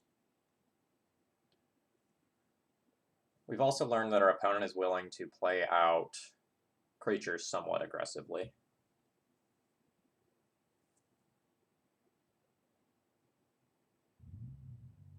I'm probably going to change my boarding at least a little bit, given all of that information. I'm probably going to want some number of these things back in the deck. The sort of awkward thing is that playing Pyroblast alongside Chalice of the Void is usually something you only want to do if your opponent is playing some Oko power level card that, like, you need to answer. And then usually, like, when I play against Oko decks, for example, like, I'll board out Chalice of the Void because Pyroblast is so important. And I don't know that Pyroblast is that important here.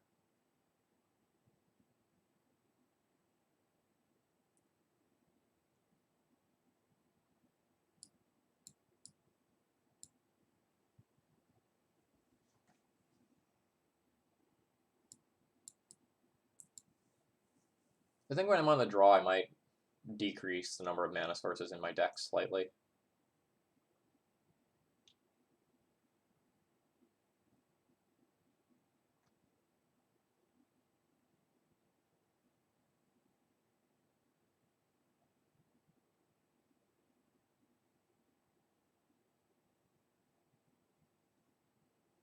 We lost to Tarmogoyf.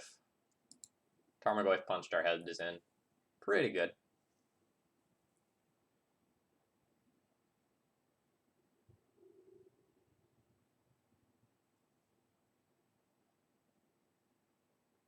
We're going to ship this one. We just have no business.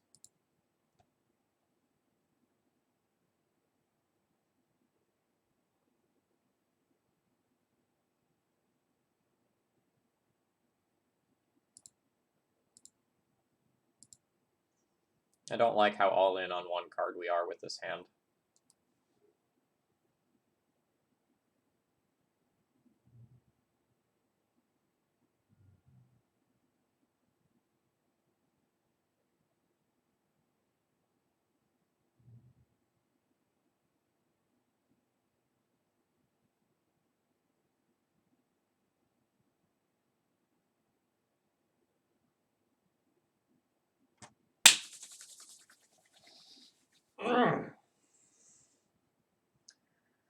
One, two, three, four, five, six, plus correct colors.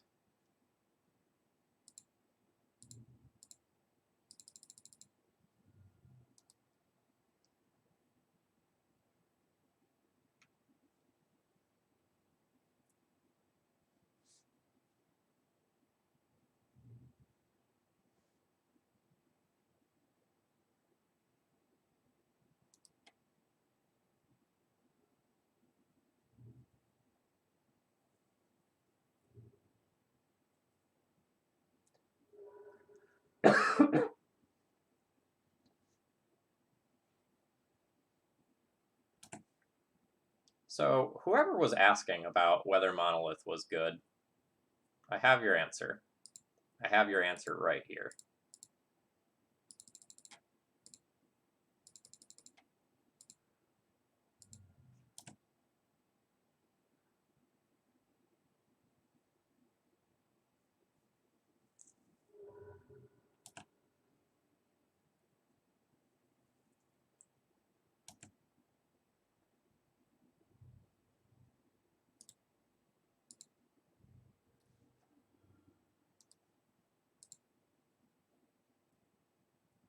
So, it's kind of counterintuitive that Blood Moon effects are actually pretty good in the Miracles matchups since they play so many lands.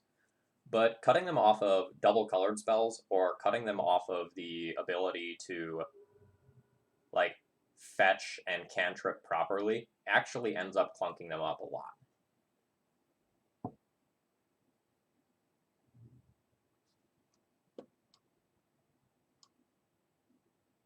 Opponent is going to attempt to create a Kraken.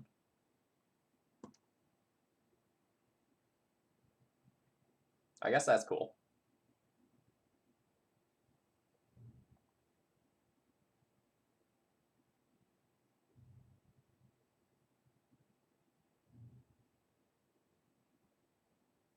I wonder how fast they can make that.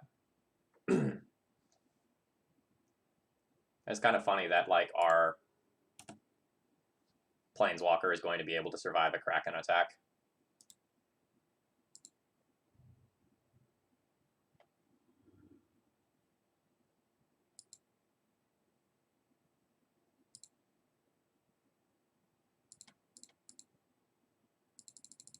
So we're actually using our Planeswalker as the bait spell here, funnily enough.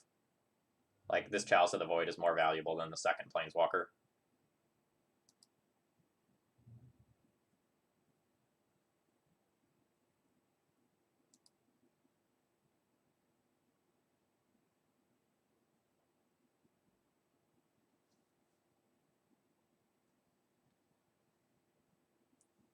So I'll want to watch my own life total and not go below 8.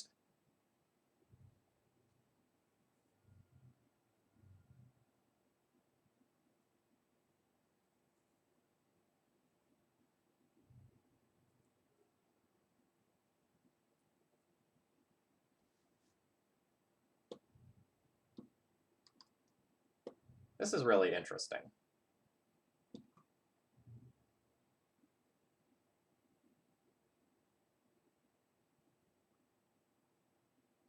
Does this have any restriction like activate only out of sorcery? No.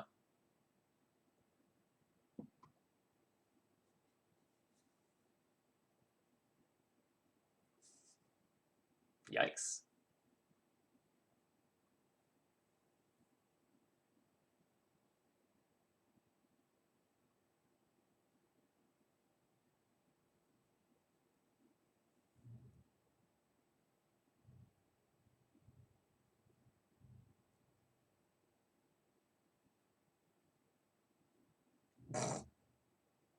Well, they just turboed that out there.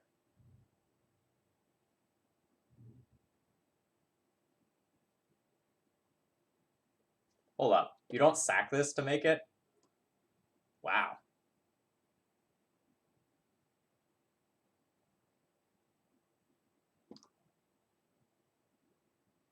Impressive.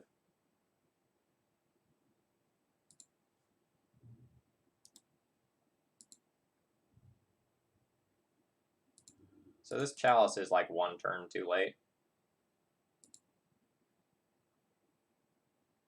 Like, we wanted to resolve this to play around like exactly what just happened.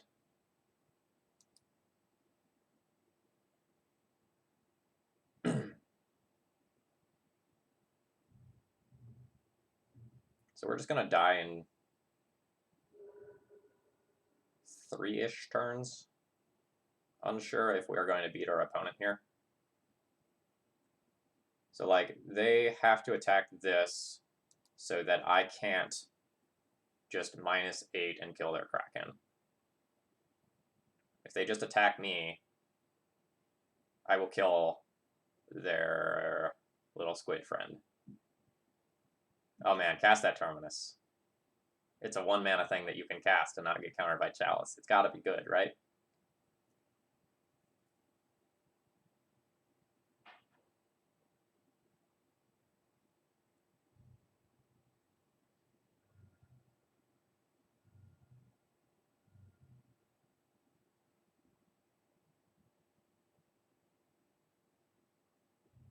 This is going to be a very close game.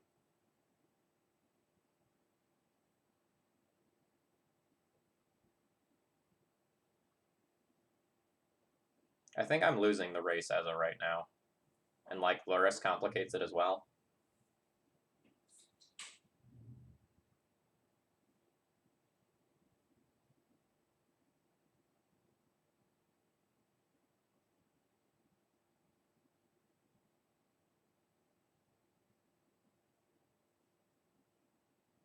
I wonder if Ominous Seas is, like, actually the real deal. Alright, so they have attacked me.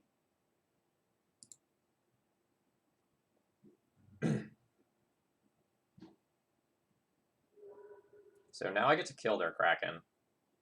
They can make another with Ominous Seas eventually, and Luris will negate 3 Chandra activations per turn.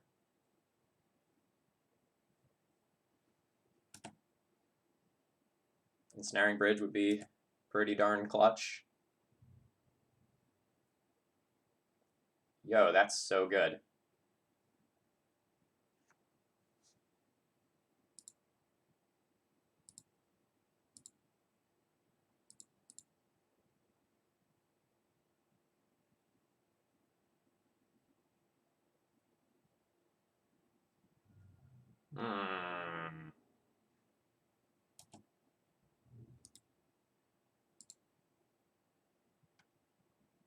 Oh, can this hit players?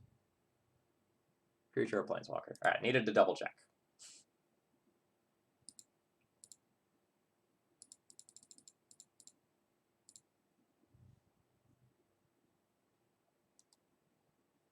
That was a very good force of will. So opponent is now not going to lose any life this turn.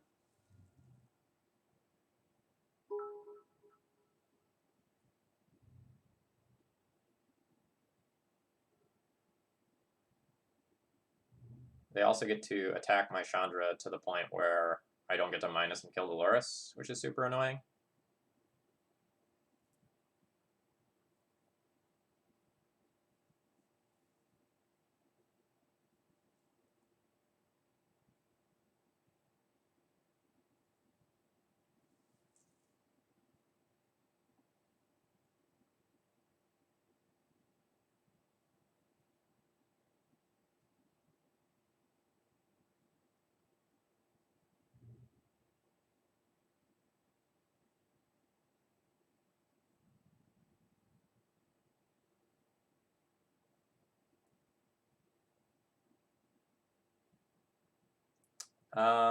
I don't know about that line.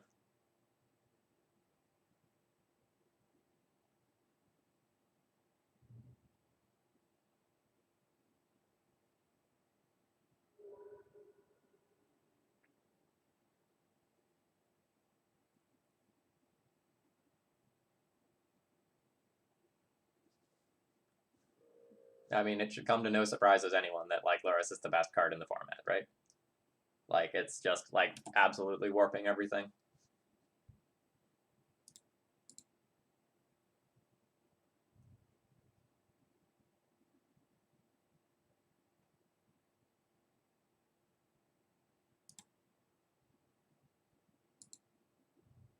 So we make our obligatory play, and casting the Trinisphere does things, technically.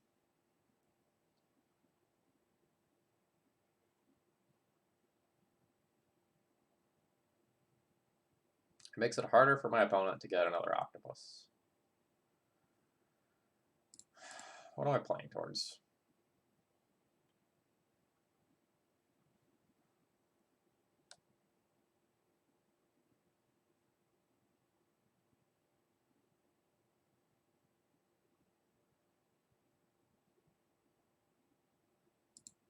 Opponent has 5 counters on that. 6 for turn, 7 off bobble.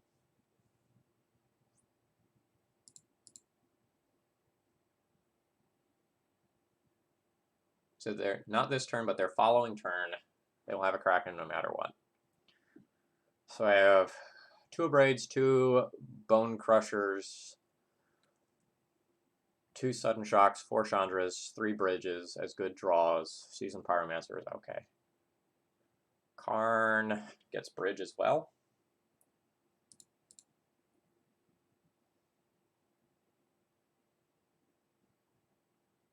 So the issue is this EE. The EE means that they can start casting cantrips, which means they might have an 8/8 the following turn. I think I have 4 emblems queued up.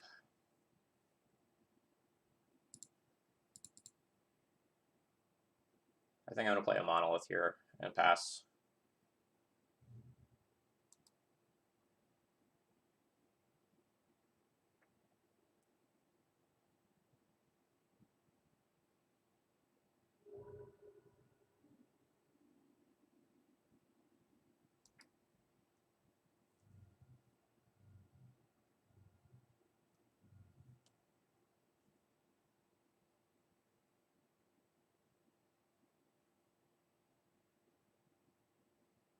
Because we're saving the monolith mana, so I don't have to kill myself via Ancient Tombs.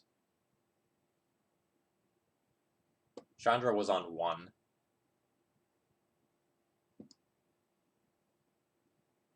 I mean, Whitefaces, why even answer that question? You just pick the companion with lifelink, and then you win both questions.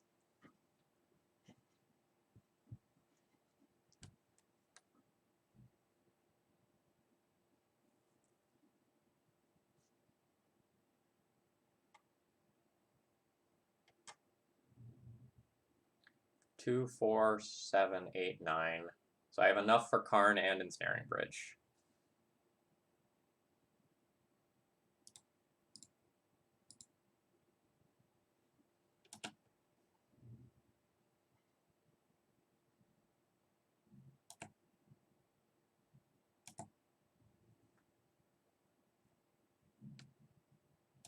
Goodbye, my Planeswalker friend.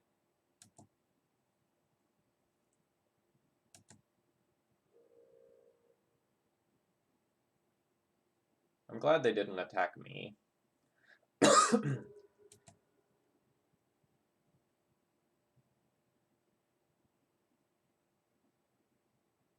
Attacking me and putting me to 3 takes me off one of the ancient tombs.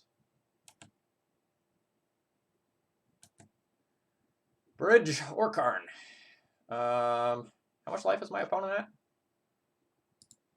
Slash, how many emblems do they have? Where can I see how many emblems my opponent has? Because it's very relevant whether they have 4 or 5. Where are these things? Alright, they're over there.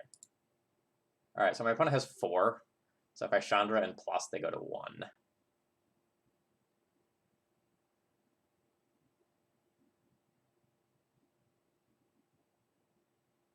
So we can still hit Ensnaring Bridge.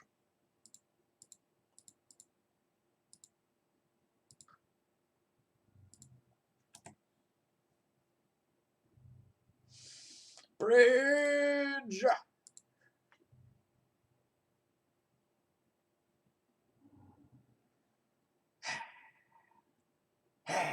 We were so close. So close.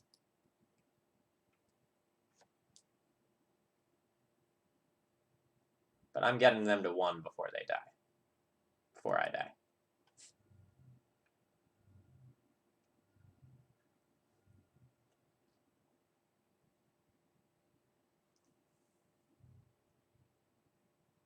Well, I didn't expect to play against Ominous Seas. I don't know if I'm exaggerating when I say I don't know that any other card in their deck could have beaten me.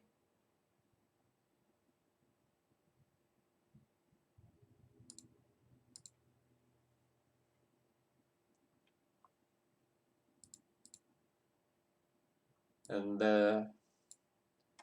so like our opponent definitely misplayed that match by not attacking this so that I got to kill their first Kraken, but it did not matter.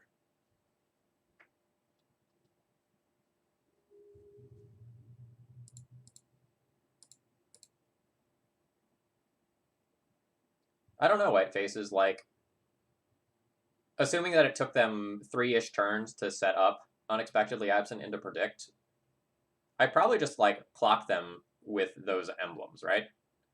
So, like, our opponent was able to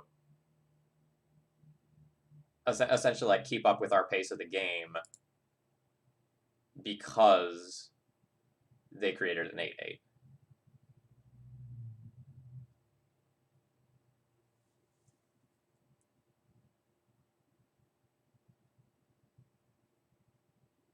I have a very good hand against an unfair deck, and a pretty bad hand versus a fair deck. Our opponent has no companion and has mulligan to 6.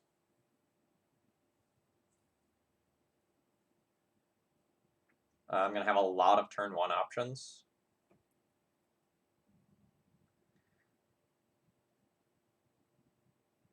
So we can't turn 1 Trinisphere, turn 2 Chalice, actually. So we would go Mountain, double Spirit Guide to cast Trinisphere, and then we'd only have 2 mana on turn 2. So I probably won't be opening with Trinisphere this game. I'm more likely to open up with Chalice on 1, and if Chalice on 1 resolves, maybe follow it up with Chalice on 0.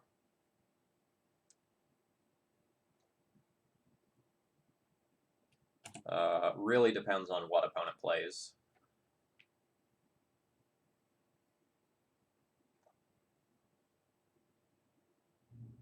Alright, so we're probably playing against Reanimator again.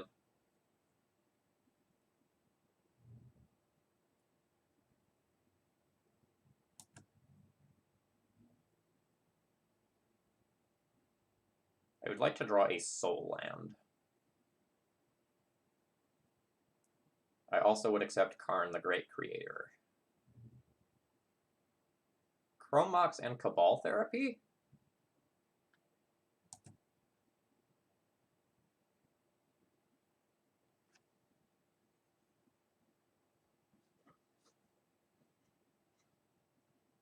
I'm going to assume that this is just Reanimator with Chrome Mox. Cabal Therapy is a little weird. Like, Hogak doesn't run that. Right? Chrome Mox? I don't think so.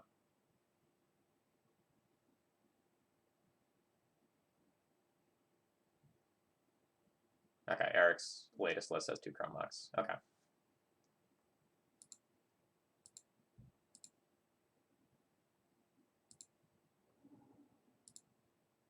So we're going to cast a Chalice for 1.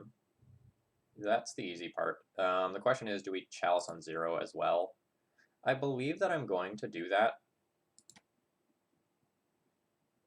It's sort of interesting because if I draw Chrome Mox next turn... Oh, wow, my opponent just conceded there.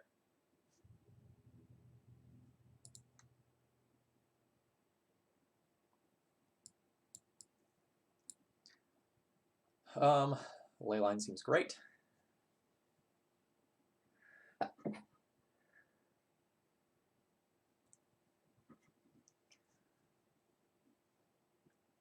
And then from there, it's kind of a question of what do I want to be doing in terms of my sideboard cards that are normally wishboard targets. So, like, these are things that I can, like,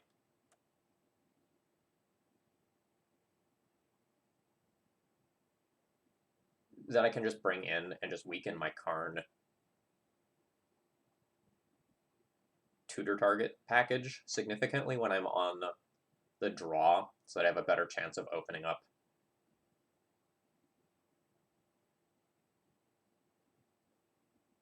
on a strong hand.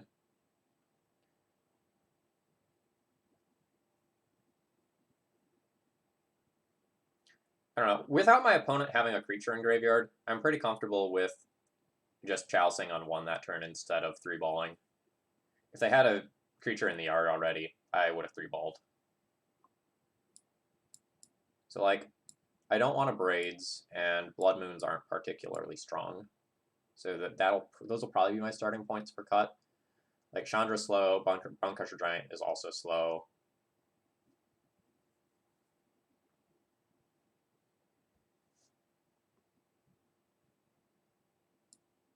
So if I want to board in everything and significantly weaken my Karns, this is what I do. But this would essentially mean that my Karns are just shutting off their artifact mana. So this is probably overboarding.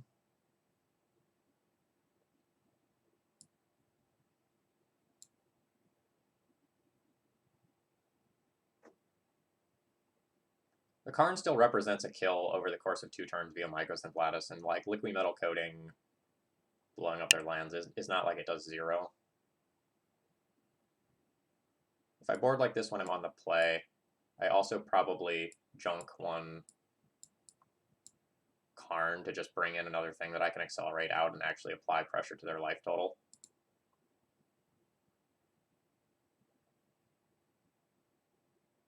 But I will sideboard differently when I'm on the play.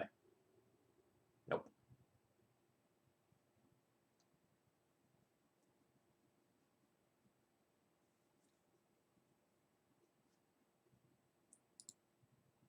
So my opponent has mulliganed. I will mulligan this as well.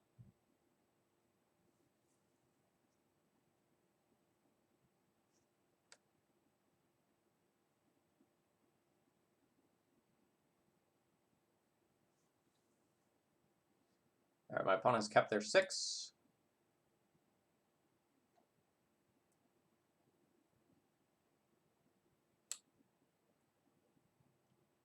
All right, so this is a turn 1 bridge. Or a turn 2 bridge. Probably has to be turn 1 bridge. I just go City Spirit Guide bridge and hope that that's good enough. And then I toss back Karn and land.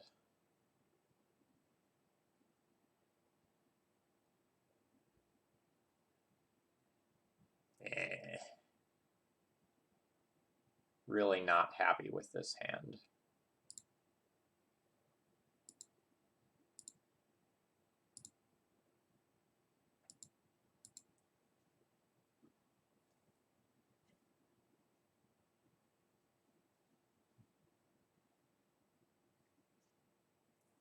I am not going to start playing around a Tendrils until my opponent shows it to me.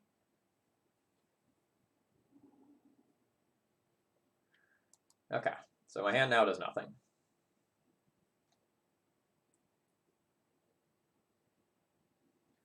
That's fine. That means I don't have to play out the City of Traders on turn 1.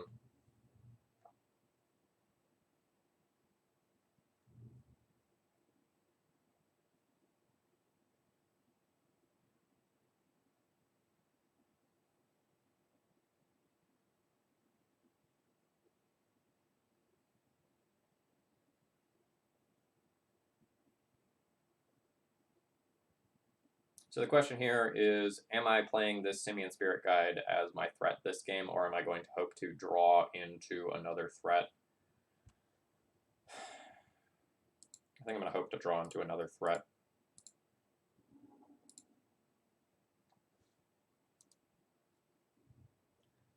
Not, like, playing the Spirit Guide would mean that I'm not playing towards my top end 4-drops. Nice, I'll get a Chalice on 2 next turn, and then that should pretty much lock things up. Not 100%, because like hard casting things like Grave Titan is very much still possible. An opponent could also play something like Force of Vigor.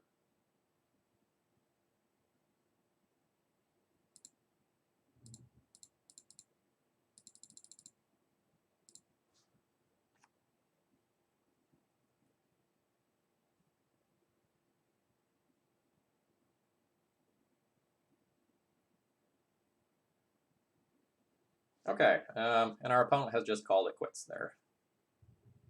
I do not blame them. Okay, we ended up with a 3-2 with this deck. But like I very much feel like that was a 4-1 league. Like I felt like the deck was very good, and we lost to a Miracles deck with some really good tech. But I feel like we win that matchup most of the time. I do feel like we very handily lost to Tarmogoyf, and there wasn't a lot that we could do about that, and like that is what it is. But this deck list definitely felt good. I liked this a lot.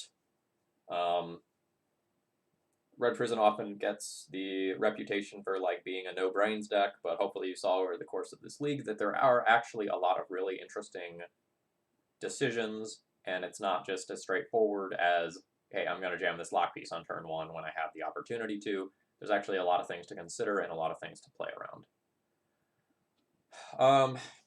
As far as changes to the deck list goes, I know I've already said this a couple of times, but I very much like that I put the Ensnaring Bridge back into the deck list. I have mixed thoughts about the Pyroblasts. So when Oko Uro was the metagame, I was playing 4 Pyroblasts, and my primary game plan for those matchups was to board out of Chalices and be playing 4 Blasts. But playing 2 Blasts seems kind of weird, in that like you kind of want to board them in, but it's a Nanbo with your Chalice. So I sort of feel like committing one way or another to the Blast is probably correct.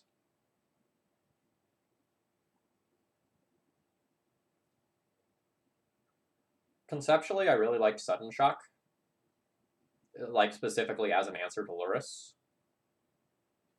Something that Sudden Shock does is it gives you cards that you can board in for the fair matchups. So take something like Death and Taxes. When you're maxed out on Pyroblasts, you don't really get to play things for a matchup like D&T.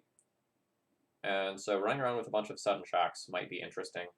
Problem with that, though, is that Sudden Shock specifically doesn't answer Dreadhorde Arcanist, which, while we didn't encounter it much this league, is definitely a card that's scary, because it's castable under a Blood Moon, and it generates a lot of value over time. So I would be looking at adjusting Pyroblast Sudden Shock numbers a little bit. The other thing it's possible to adjust is the Sorceress Spyglass numbers. Like 1 as a tutor target is definitely correct.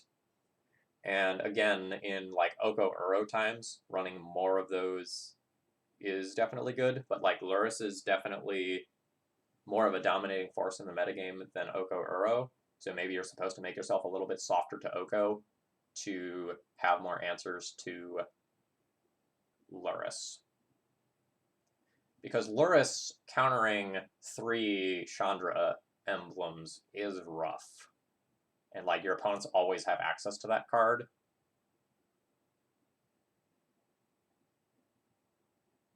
Seasoned Pyromancer was only awkward for us this game.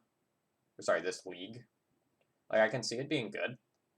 And Phoenix, who built this deck list, had 2 of them in the 75.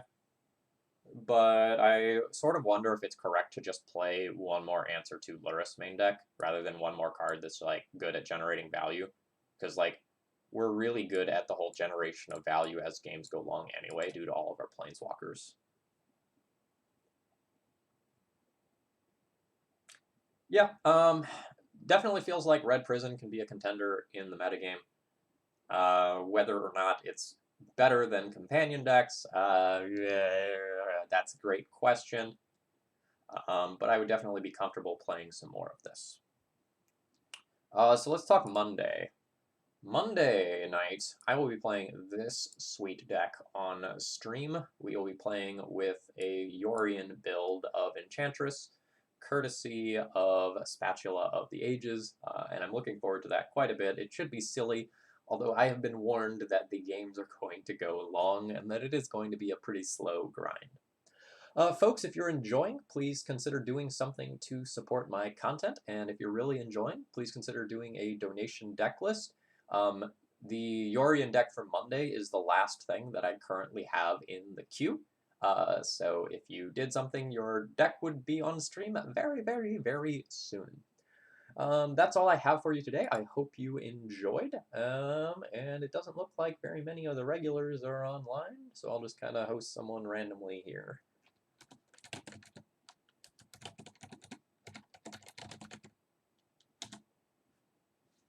Have a great rest of the day, folks.